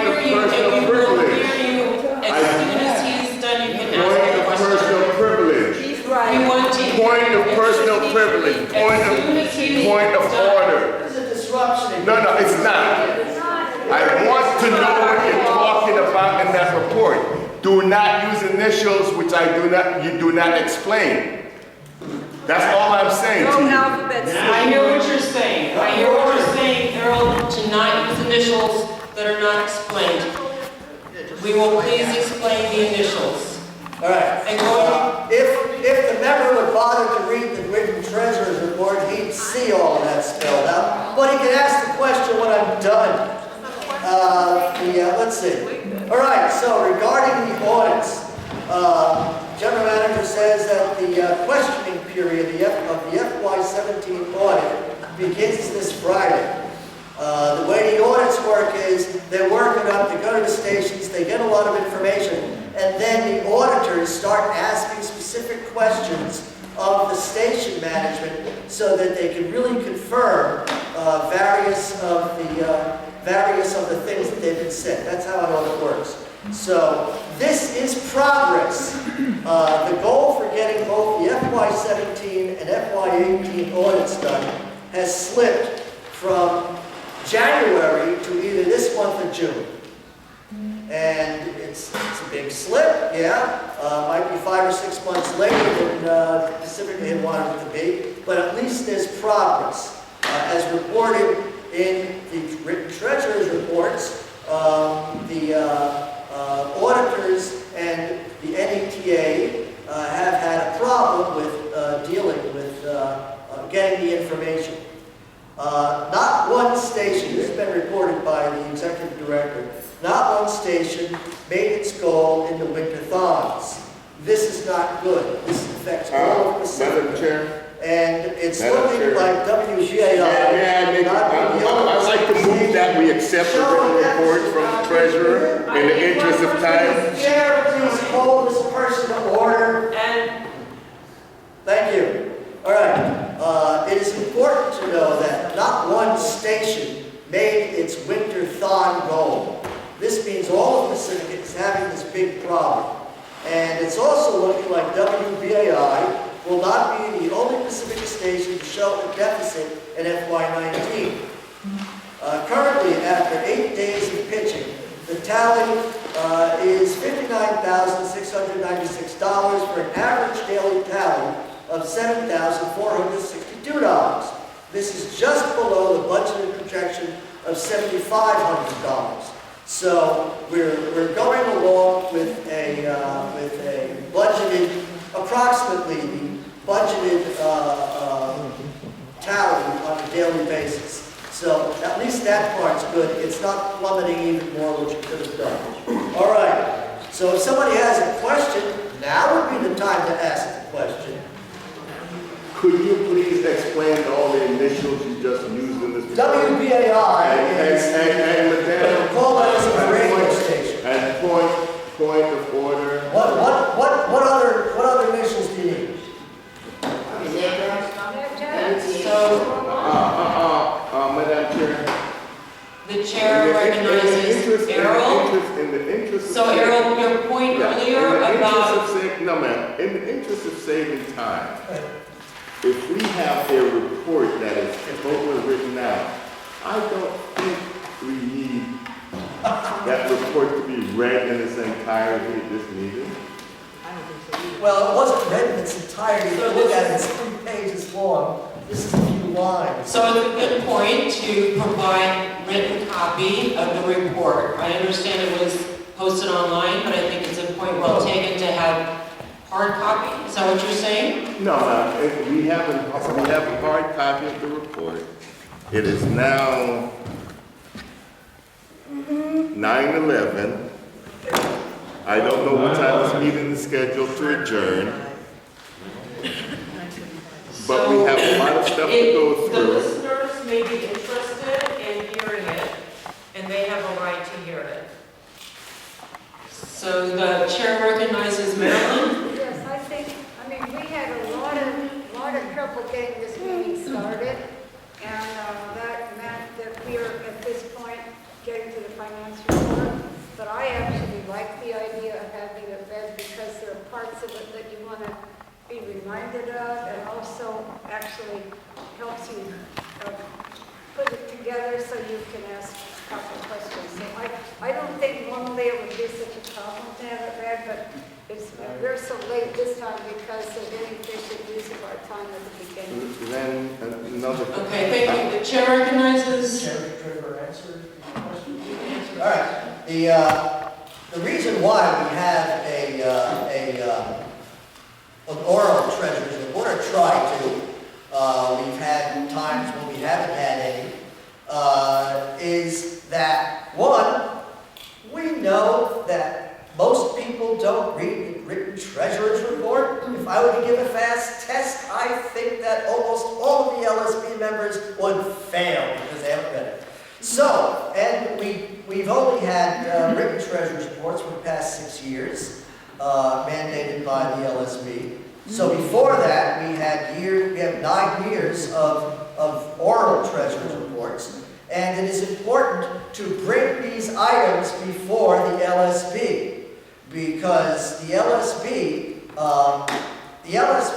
has not a lot of power, but it's required, get this, to give a quarterly report on the finances.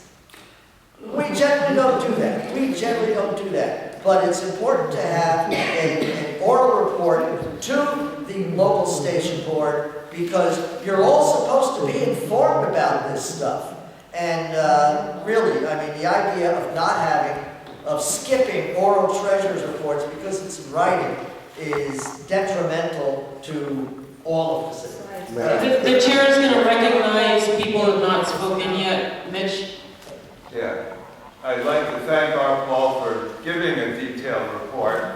I think it's really important to get these every month in writing, as well as to be able to discuss them verbally. And one of the problems is that I understand that not everyone is on the listserv. So if everybody would please give your email address or to the secretary so that you could be put on the listserv, then we can have the discussions extended and more informative. I'd like to ask a question of our Paul. You say that the master control room, the development was stalled because the station needs $15,000 to $20,000 more for equipment. My question is, was the equipment needed in storage that now no longer exists, and it just disappeared? Or where is that? Do we have access to that equipment, or is it just gone? Well, I think that is most of your question to the general manager. However, yes, you do hit upon something, that a significant amount of equipment vaporized when WBAI stopped paying for the storage bills, and everything that had put into storage was auctioned off. So most of your question needs to go to the general manager.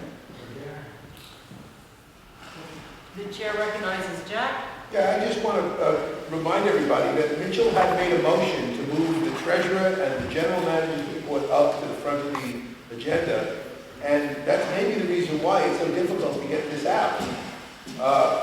Another point was that I had been to the storage area, and I can't imagine that they would ever have any equipment there that was valuable. So, I mean, I don't know, and maybe we should ask Berthold, because you said the general manager might be able to report more cogently on that than just making what about and what if observations about what if. The chair recognizes Jim Dingman. Yes, I'd like the treasurer to comment on what his knowledge is of the issue that the executive director is now pushing to get money from the Corporation for Public Broadcasting, and where we're at, and anything he can shed light on, because I understand that the problem in the national office was much more severe than just simply somebody didn't open up the mail. I understand that the audits were not done, the investigation on the pensions were not done. In other words, a total collapse in that office, leading to the problem of us not being able to keep up with recertifying ourselves in the state of California as a nonprofit. I'm wondering if you had any light to shed on that. We must avoid talking about personnel issues, so I will not get anywhere near that. The national office was, first of all, going to be shut down anyway to save $6,000 a month. The new executive director is trying to save money. The other thing, what was the other part of it? Well, it's my understanding that the disruption there was far more severe. That the audits were disrupted, the ability to conduct the investigation of the Department of Labor on the pension issues was disrupted, and the issue of the CPB, Corporation for Public Broadcasting money, coming back into the picture. All right, that's two things. One, the national office, yes, they ran into issues. The auditors have been running into issues with the national office not being able to come up with information. For instance, they discovered that FY16 was part never closed. of personal information. Is this is that part of the treasurer's report? There's one person speaking at a time. Is that a part of the Yes. treasurer's report? All right, so so they had a lot of trouble getting information out of it, and this has delayed getting the audits done. It's been delaying getting the audits done for a while. About the CPB, the executive director met with them, and they said Pacifica has been suspended since 2014 when we stopped producing audits. And they're very interested in having Pacifica come back. The first thing we must do is get caught up on the audits, which means the FY17 and FY18 audits really need to get done. And FY17 is very delinquent. It's almost a year past where it could possibly have been allowed, but it needs to get done. And FY18, we have probably been given to, I think, June 30th or so to get that in. If we can, and if we qualify in other areas, then we may be able to get in on the fall CPB grants. So that could happen. The chair recognizes Michael. I'd like to call the order of the day, or do whatever we need to do to move this on. There wasn't a time limit put on the treasurer's report because it was previously to follow other items which are essential business. And I think we are required now to do the executive director's report that would cover a number of these items, but also, the general manager's report. But if we are going to get the bylaw amendments, we either have to rearrange that or do a post-haste. We'll do the general manager's report. One more comment. May I suggest that we turn off this sound system? That is driving me mad. This noise coming from the microphone. Is it? Yes, it's so annoying. It was better if we just speed up. Okay. Somebody go steal that car. Okay. So we're going to move to the general manager's report. I would like to pick up on one thing, Errol, that you said, which is to please not use initials and explain so that those of us, we can all understand what you're saying, what you're referring to. Is that okay? As he said. The chairman recognizes Bertol. Good evening, everyone. Hello. Good evening, everyone. Hey! All right. So, basically, Paul did my report, right? Everything I mentioned at the Finance Committee meeting, he kind of broke it down here. The only thing I'd like to correct is, at the national office, they did not miss that mail. It was the subpoena was delivered. They signed for it. These residents didn't do anything with it, which is worse. Okay? And then, yes, indeed, NETA, which is the finance company that took over our financial office at the national office, it's called NETA. So they do not-for-profit finance, so they're managing all of our accounts. This is something that I did recommend like 7 years ago, because we're going to executive directors and CFOs like we're going to underwear, right? And it didn't make any sense. And having something with a company that's separate from the politics, because it's just a professional organization doing finance, I thought was a great idea, and that's why we're making all that progress. The judgment, okay, we talked about the judgment. Friday, the audits are going well. We just had a meeting today. The only problem that's going on right now is KPFK and WBAI's cash flow reconciliation. Cash reconciliation, they're working on it. FYI, those people who do not know, since Hurricane Sandy, WBI has not had access to our financials at Great Plains. So we do our own financials locally to just keep track of the bills so that we can pay them. but all the financial entries, all the financial reconciliations are done at the national office. So what I did is, 3 years ago, I just went into QuickBook so that we can have a really good system. So we have a better system than the national office. In other words, they actually call us for information. I just gave access to LETA, which is the company Netta, to our bank account, and then to our QuickBook and all our financial information. So now they have all the information that we do have. I do bank reconciliation every month, 3 days after the end of the month, and then it's perfect. Because our bank is because of Hurricane Sandy, we had no choice but to automate and streamline. There's only 2 of us doing what 20 people are doing in Berkeley. So everything is connected, all the banks, all the bills, Time Warner Cable, everything is connected. So you just go in, you log in, you say update, and everything gets logged in, and then we can, it's perfect, I think. Audit is going well, extremely well actually. They're actually trying to tackle 2018 audit while they actually finishing 2017. The trick is once they clean up 2017, then they'll have a clean slate, like to really finish up 2018. It would be a lot easier because they had a lot of things that they had to clean up. Debt. We do have about extra money that we have outstanding more than usual, about $50,000. Some of that was spent in building the studio, even though we didn't pay any real money, but we bought equipment, and then we paid, some technical people like Grayson a few dollars. We had to settle for $21,000 lawsuit, with a Neopost, which is a mailing company, exactly because we didn't have a lawyer locally again that could have gotten rid of that $21,000. So we are about $50,000 short of where I usually want to be. Premiums, we have about 800 premium outstanding. We had a system where for 2 days we had people call in to 2950, and we had 3 interns taking the numbers. We knew some of those things we could not answer immediately, but just having to talk to those people made them feel much better. So as our banks got cleared up so that we can use money, since Friday, we've been pushing, processing more premium. We do a lot more premiums that are things that we do not have to purchase also, things that we have in-house, and so that's kind of working out.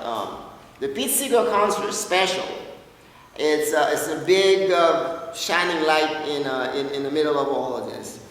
I had, first of all, I argued with my program director not to do like an 8-hour, 9-hour special during fund drive. It's like, this is fund drive, raising money, raising fund. I projected that we're going to make $600. We made $10,500. And it was because it was a labor of love. The program director's husband was a music director or something like that, all into that. There were a whole lot of people who put a lot of time and energy. And the thing that I'm emphasizing is that the specials do work. There had to be at least 3 or 4 people in studio at all times so that they can be talking to each other, having camaraderie. Like Errol and Vernon and then you have in the morning, you can feel that there's an energy, people can argue, whatever, but there have to be 2-3 people at least in studio. And there should not be any 2-hour program during special. It should be like half-hour, 1-hour program where you bring different guests, different angles, so that people don't get bored, and then you keep on rotating it. And so Mimi Rosenberg had proposed to do Malcolm X. It's coming Sunday for the anniversary of Malcolm X. And then so I reached out to Basia, who's doing something on Thursday also for 2 hours, but also is going to collaborate with Mimi. So I would like to do this. And I'm putting out the challenge, is Malcolm X going to outdo Pete Seeger? And that's on you, Basia and Errol right now. I just put you on that one. So,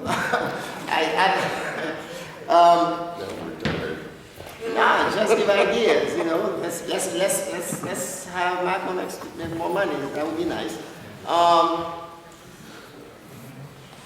Okay, blah, blah, blah. Talked about deficit. Yes, we do have We do have $800,000 bequest that's supposed to be coming to us, and also the Bolton family bequest that we thought that had expunged paying us all the bequests. That they have like $30 million left, another $14 million. These people are arguing, the money is in the bank and in different accounts, and they're generating money, a lot of interest. The market is doing well. And even the lawyers and all those people who are sucking all kind of money out of that account is very little compared to the amount of interest that money is making. We've already been giving like over $200,000 back to these people. And then now it seems like we're going to get a whole lot more money. That we just received a letter two weeks ago. Also received the national office letter. The person who is responsible for us, her name is Tamara. She called me and she says, you know, while we were going to all the mailing at the national office, we found out this mail that we opened, and then there seems to be some money for you, so bequest for you, so we're going to send it to you so you can deposit it and then send it back. So then I'm going to wait to see what that is, and then we can use that to pay some of our debt, you know. So Paul, before I give you a budget with $64,000 less, I'm going to wait for that money to come in. Copy machine. You know, it's funny how things work. You know, small organizations always are always the victims. We had this beautiful large copy machine that we had leased with option to buy, and then we came to a point where we finally gave them $2,500, which is about worth of 2 months of lease, and then it was ours. It was like, man, from now on we can save about $1,250 a month regularly, and we're good. 5 months later, 4 or 5 months later, that machine is gone. So it died. And that's the way it's designed. It's designed 5 to 6 years after the lease is over. The machine is timed out. So we leased another machine, which was a lot smaller, more efficient, and then it's also called Sarah, which is like a workhorse. And I think it's $400 a month. Is it okay, sorry to interrupt, that we conclude soon? Oh yeah, I'm done. I'm basically done. I just wanted to mention one more thing is the storage. I mean, you gotta keep on hawking on this. Okay, we're paying over, I don't know, between $1,500 and $2,200 a month in storage. If I had kept this storage, it would have added up to like, I don't know, like $50,000 to $70,000 of storage payment of these equipments that are old, that have been at 120 Wall Street forever. Well, there's some decent equipment in there, yes. But you know what? My operations director did not do due diligence to go there. I gave him 8 months to go there to find equipment, because I don't know what equipment is what. He didn't do it. I just canceled the contract and said I'm not paying. So we saved over, I don't know, $80,000. Like if we were to take that money we're paying for storage and put it aside, we would have had $80,000 for equipment. You know, and then if you look at our studio, the size of these equipments is so much smaller, and it's so much better than the old stuff that we used to have. So I'd like you guys to stop hawking on this. And I'm sorry I say that, because I've talked about that before. The other thing is the front driver, Upwell, we are 8,100 per day average. As of today, it's going to be probably more, as opposed to 7,500. Anything else? We do experiment with new shows, young shows. We do things that would normally not be done in the past. Like when you have new shows or things that are exciting, normally you put them at 2 o'clock in the morning so that they can practice and train and stuff like that. We do not have that luxury, so we kind of putting them at times that are almost close to prime time, and then that's where they're learning. So they're learning with the listeners, which is not a good thing, but at the same time, they go into the listeners. Quickly, the objective of this of our schedule is that we need to build up our morning show. So we need to have our morning show to be from 6 to 8. Now it's only from 7 to 8. So Bertel, I'm sorry, but we have to be out of the room. We have to conclude at 9:45, which is... Okay, so give me 2 more sentences. We want to go through... Yeah, 2 more sentences. We need 2 co-hosts, 6 to 8. And then we build up a very strong segment at 5 o'clock, which is like a local segment. It's like, we're like New York 1 on steroid. And that was the whole idea. It's not as radical, it's just giving news. It's just hardcore news on what are the policies of New York State and stuff like that. And we thought that was important. So from 5 to 7, it's a strip of news and beyond the news. And after that, I will take suggestions from everybody else. So thank you very much. I just want to acknowledge you, Bertol, and all of the staff of WBAI for the work you do. I know dealing with the copyright thing was very stressful, and everybody pitched in, and your fund drives, you all did a great job. So we're going to read, we have 3 bylaws that... Can we ask questions? We would like... Move the order of the day. If we do not deal with this item, we are not. We go to the order of the day. There's no time. Okay, so because it is 9:40 and we have to leave, I think in order to do justice to reading the bylaws so that people can be aware of these bylaw amendments, I think we should do that now. I'd like to recess to a delegates assembly and... I'm sorry, Carol, when I inject, I think it's an opportunity for us to talk to the general manager that we don't usually have. And I just assume postpone the bylaws discussion until the next. Okay, I'm going to allow one question and then we're going to go on to the bylaws. I'm going to allow one question for Mitch and then we're going to move on to the bylaws. I'm going to allow one question for Mitch and then we're going to move on. Go ahead. So, hey Bertol, thanks for the report. I'd like to get it in writing on a regular basis, just like the treasurer's report. Can you tell us what the development director is doing under your supervision and what type of outreach, promotion, advertising is she making, or is anything happening in terms of development? I'm glad you had a question. First of all, the titles, one of the things that the executive director has agreed with, and I stated very clearly, is that before we even evaluate management or anything, we have to reevaluate the job descriptions and what they do. Like for example, I'm the general manager, I am the treasurer, I'm the finance guy, I'm the business manager, I'm the premium guy, I am the customer service. So is the development director. So she's not really functioning as a development director. And then if she wasn't there, I would have to be there 24/7. So she manages the website, which is a part of marketing. She registers the premiums and put them in, and she puts all the graphics on the website. She manages the interns.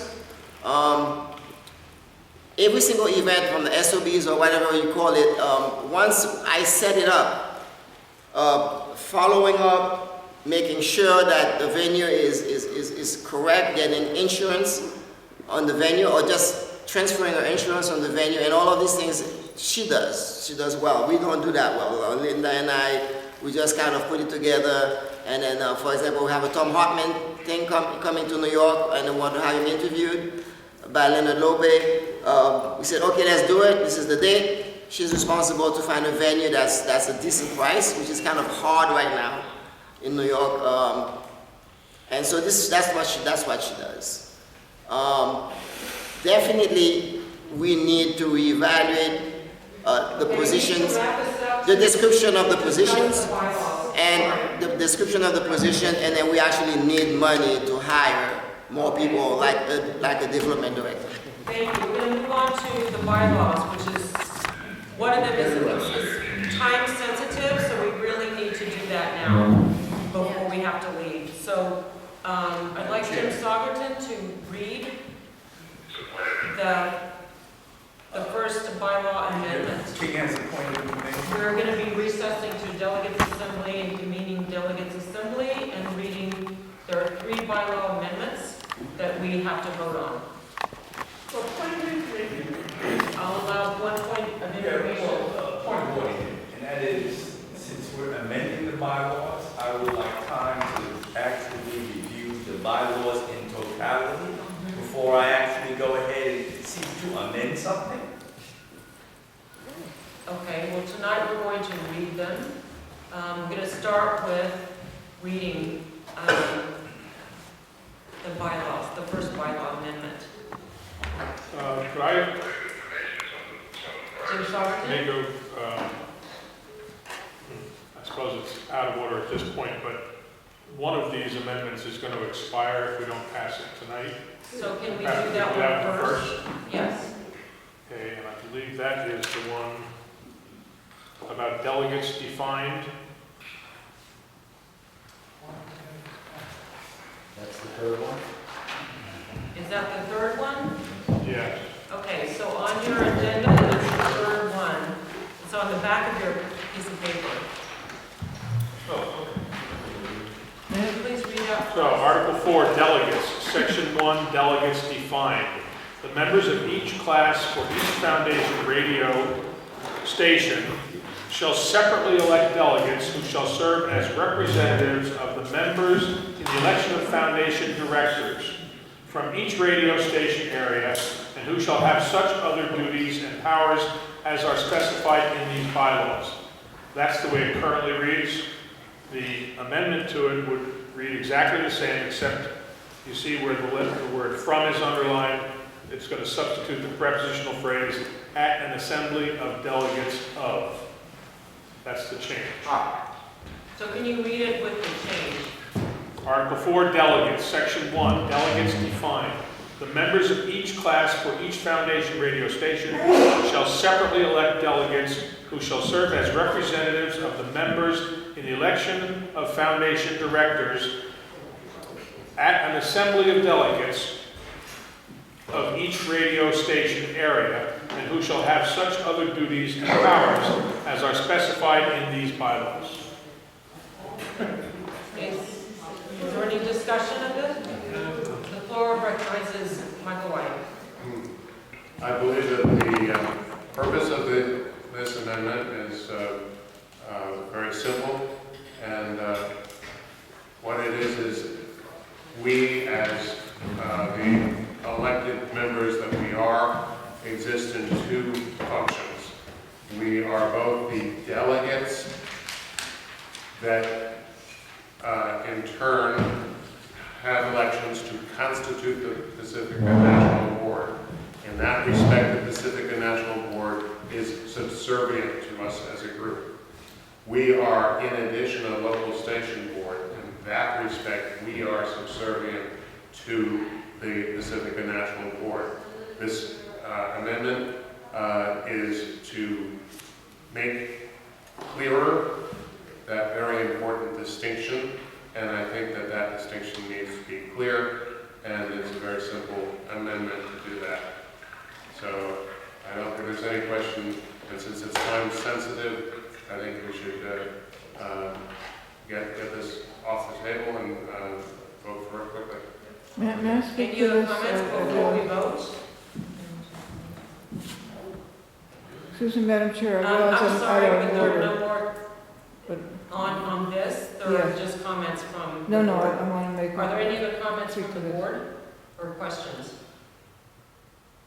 Why is it time sensitive? Because it expires, right? I'd like to speak to that point, It exactly, has- if I may. Just a minute.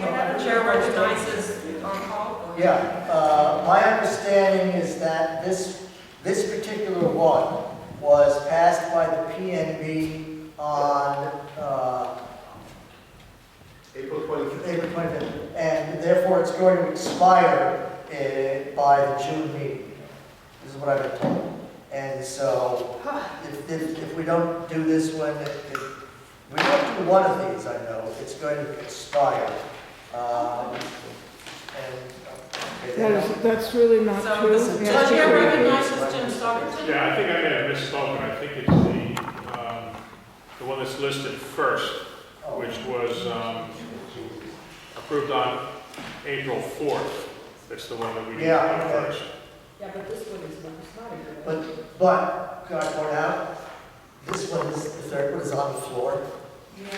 Yes. So, we should can we finish just, this. let's, I chair move recognizes Michael. that we take this one off the floor because it was put on the floor as being still time sensitive, and deal with the one that is time sensitive. So the one that is time sensitive is, can we identify that on the floor? I would suggest that we vote on that thing. Is there any Yeah, question about I don't what? think there's going to be anybody objecting to it, right? So let's go ahead and What's take a brought to vote. us improperly in the first It place. hasn't been without noticed, it's notice. an illegal motion. Yeah, it's an illegal motion. It was brought to us improperly, without proper notice. It should have been on the air for 45 days, 3 times a day, and you got This it is the kind April of stuff 4th. that gets us in Okay. trouble with the CPB. When we just run our shadow on our own stuff. Don't laugh, it's not funny. When they give me money, I'll take The it. source is funny. Use the bathroom. These So people we're give me going to stress. go ahead and vote, and if this is a problem, we will deal with that Thanks for later. sharing. If it's a problem. So Diligently. we're going to go, That is cuckoo. it's not a minor problem. Well, no, it's already on, is it on the floor? And that's what happens. They make the rules, they enforce the rules, they apply the rules to everyone except themselves. Is there a motion on the floor? I move that we adopt the, It's been moved and seconded that we adopt the motion. And I strongly object. All those in favor, raise your hand. Which motion are we talking about? First one. The one that was just read. The one that we just read. third one. Jack, take the vote. Jack, please. I'm about to. 1, 2, 3, 4, 5, 6, 7, 8, 9, 10, 11. All those opposed? What? No? Okay, we'll try that. And who's on the 11, phone? yes, 2, no, 3, no. What about on the phone? I don't know about a phone. Don't point to me, point to the phone. Okay. He's crazy. King is abstaining? Yeah. Is there anybody else on the phone? No, Ralph. Okay. What about Randy? He's gone. Okay. You know. So, It fails. It fails. What do you mean? It requires 13. Got 11, needed for 13, just failed. Excellent. Unless somebody wants to change their vote, failed. Now Carolyn Not votes, that she dumb. didn't vote yet. This she votes. It's on the top. That's It 12. fails. 12 is less than 13. 6, 7, 8, 9, 10. 11, 12. Correct. So we don't have enough people to say? No, we, No, no, we have 14. May Just I got move to 14 adjourn? votes, Could you so. let them run the meeting, Motion to please? adjourn. Wait. Okay, so that failed, right? I just want to bring up a point before we leave, because there seems to be a movement afoot that we're going to have some new protocol about excused absences. 5-1 Lim Ak was in a car crash. okay, that's out of order. He We're not talking. he was in Lincoln Hospital, how he was going to let the chair know in advance by email that he was going to be in the hospital from a car crash. I do not That's know. out of order, I'm sorry. Okay. So, It's 46. Yes, that was 46. we're gonna have to adjourn, and, please take time to read the bylaw amendments. It's 9:05. Anybody else want to sign on the card? So it is, because it is 9:50, Unless there's a motion to extend. we are gonna have to adjourn unless there's a motion to extend. I move we And we extend. can only go for about 15 more minutes if we do extend. Well, we have to leave by 10 o'clock, we have to pay overtime to the staff here. I move that we extend. For how long? To, another 12 minutes. Same, would be the same vote, probably. All right, we gotta go. This fast. Why is it 30? So the motion's to extend. So the motion is to extend. Motion to adjourn takes precedence over everything else on the table. I'm sorry, the chair's not recognized you at that time. So there's been a motion to extend by 12 minutes. All those in favor? All those opposed? Anybody count? Okay, Sorry. I'm very sorry. No, All right, stop this. Count it now. 12. So let's do the count again to extend. All those in favor of extending? Well, fine, I just don't know what we're voting on, so I can't vote. I'm fine with that. 1, 2, 3. Yes, Mitchell? 4, 5, 6, 7, 8. I think it's going to fail 9. It can't fail now, there's no one to How many are against? You don't have a quorum? do. Doesn't matter. 2? As long as we had a quorum. Okay, it's done. majority rule. All right, if it's 9 to 2, it passed. So what do we want to do with these 12 minutes? Yeah. I move that we deal with the one-time sensitive, bylaw. One-time sensitive bylaw. Jim, can you please read that bylaw? And since you're on the P&B, if there are questions, you can help us. Okay, this is an amendment to Article 5, the Board of Directors of the Foundation, Section 11, an Executive Committee. A, Executive Committee, the officers who are directors plus one director from each station, and the Executive Director shall constitute an Executive Committee. The Executive Committee shall have the authority to have monthly meetings, set agendas, and generally stay in touch on a monthly basis with the day-to-day business of the PNB between meetings, to call special meetings, but have no authority to exercise any powers without board approval. If the secretary is not a director, he or she shall attend the meeting to take notes but not participate.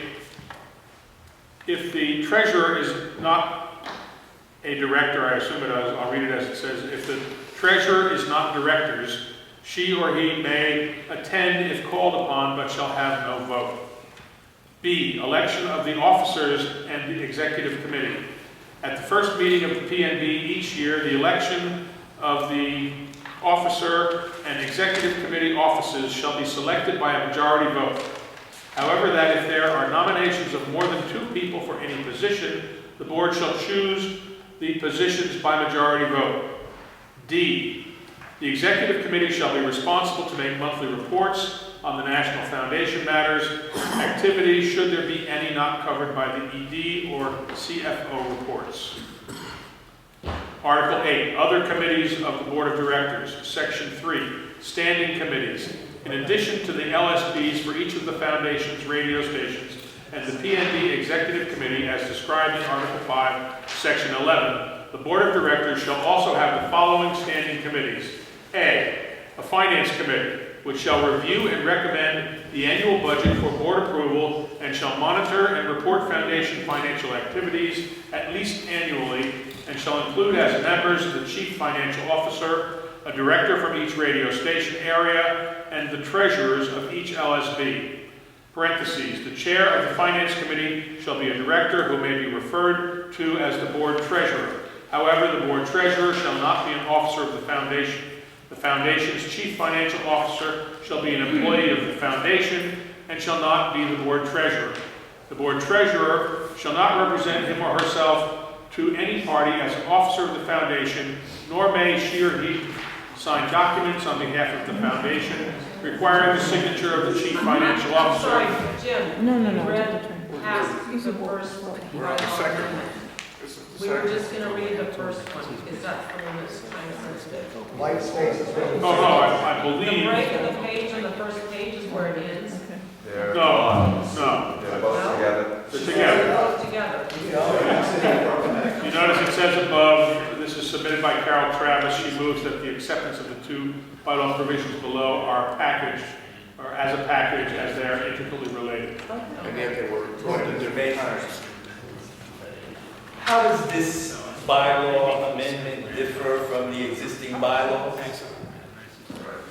We're going to go to discussion, but did you get through reading all of it? No. Okay, so just, that's okay. We'll finish reading it and then answer your question. All right.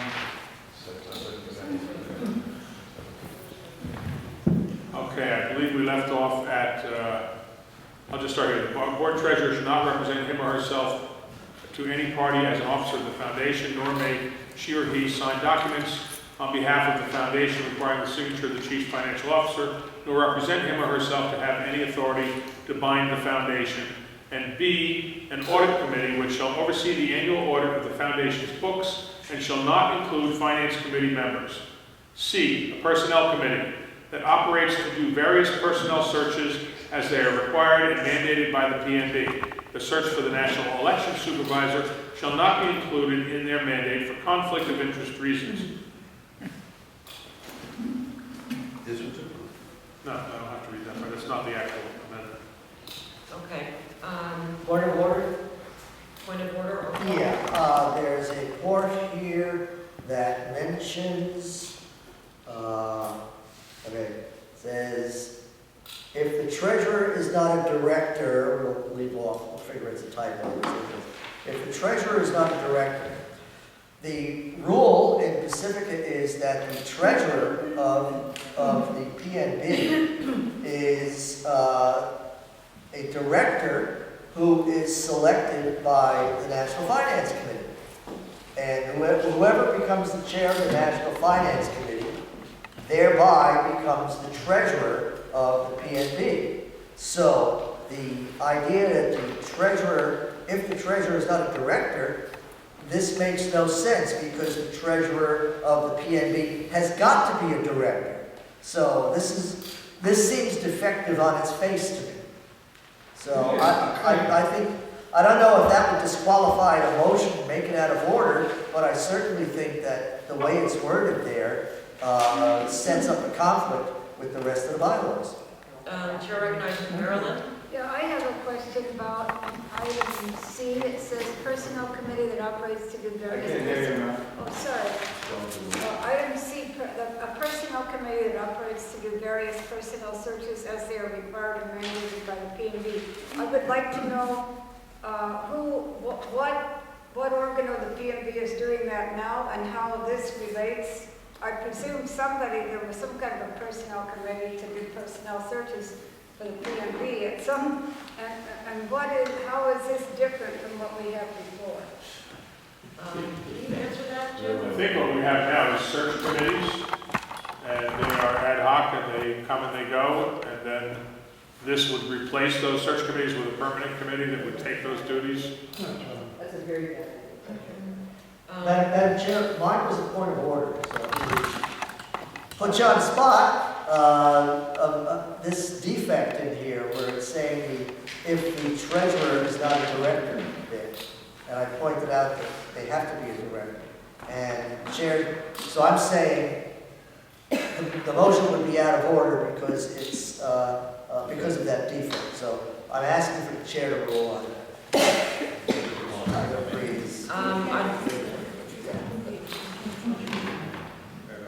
Yeah, I don't think I can change that if it's written. Okay. Mitch? I appreciate the attempt to streamline some of this, but I don't think this qualifies as a well-written, coherent way of doing that. And so I would either move to table it until we can hear back from the PNB or just vote it down. I second that. Yeah, I want to add that apart from the fact that not one of these bylaws was brought before us properly, so we should not even be voting on them at all tonight. Anytime people are trying to rush you or me or anyone else anything, experience would have shown that they're usually running a con. So we don't rush, okay? We take our time. These are bylaws amendments. They're not a remark on the weather. We really need to vote them down or let them go. Michael? I think that there's a general accumulation of comments, many of which are valid, which basically all say that the writing of this particular bylaw amendment can be fine-tuned in a number of ways, including to ensure transparency. As for running a con or rushing, the bylaw amendments have been up and available from the Pacifica Board for an extended period of this one is about to expire and it's not passed. I don't think anyone's running a con, but I think the appropriate way to deal with this one is not to vote on it at all, and just let it expire, and so that people can go back to the drawing board and rewrite it. Point of order, in 5 seconds, I'm calling for the orders of the day, which means we have 1 minute left before we get out of here, I think, so. So we can take time to read these? Well, okay, so either we vote on it now or we don't and it drops, so. And I move that we do not vote on it. So what does the chair want to do? So I think we should table this and. No, we don't. Okay, the chair wants, the chair can rule that we're out of time. We're out of time. And we can vote on it instantly because you got to vote on it if you want to have it done. But it's on the floor. Could I ask a silly question? I don't think we should vote on it because I don't think that people are really clear All right. about what this is and we want some time to Then you discuss might, okay, your other choice is to rule it out of order because of the defect I found in it. You know, you can rule it out of order for any reason, but if you're not ruling it out of order, it's a motion that's on the floor, that's to be disposed of right away. So either that would mean we have to vote on it. All right, let's have a vote. I'll call, a point of information. When people that are on the phone were voting, Call and for they the were orders on of the the phone, day. they still a quorum? We don't have questions or anything. All for the order of the day. So, vote is. We're out of time. We're not going to vote on it.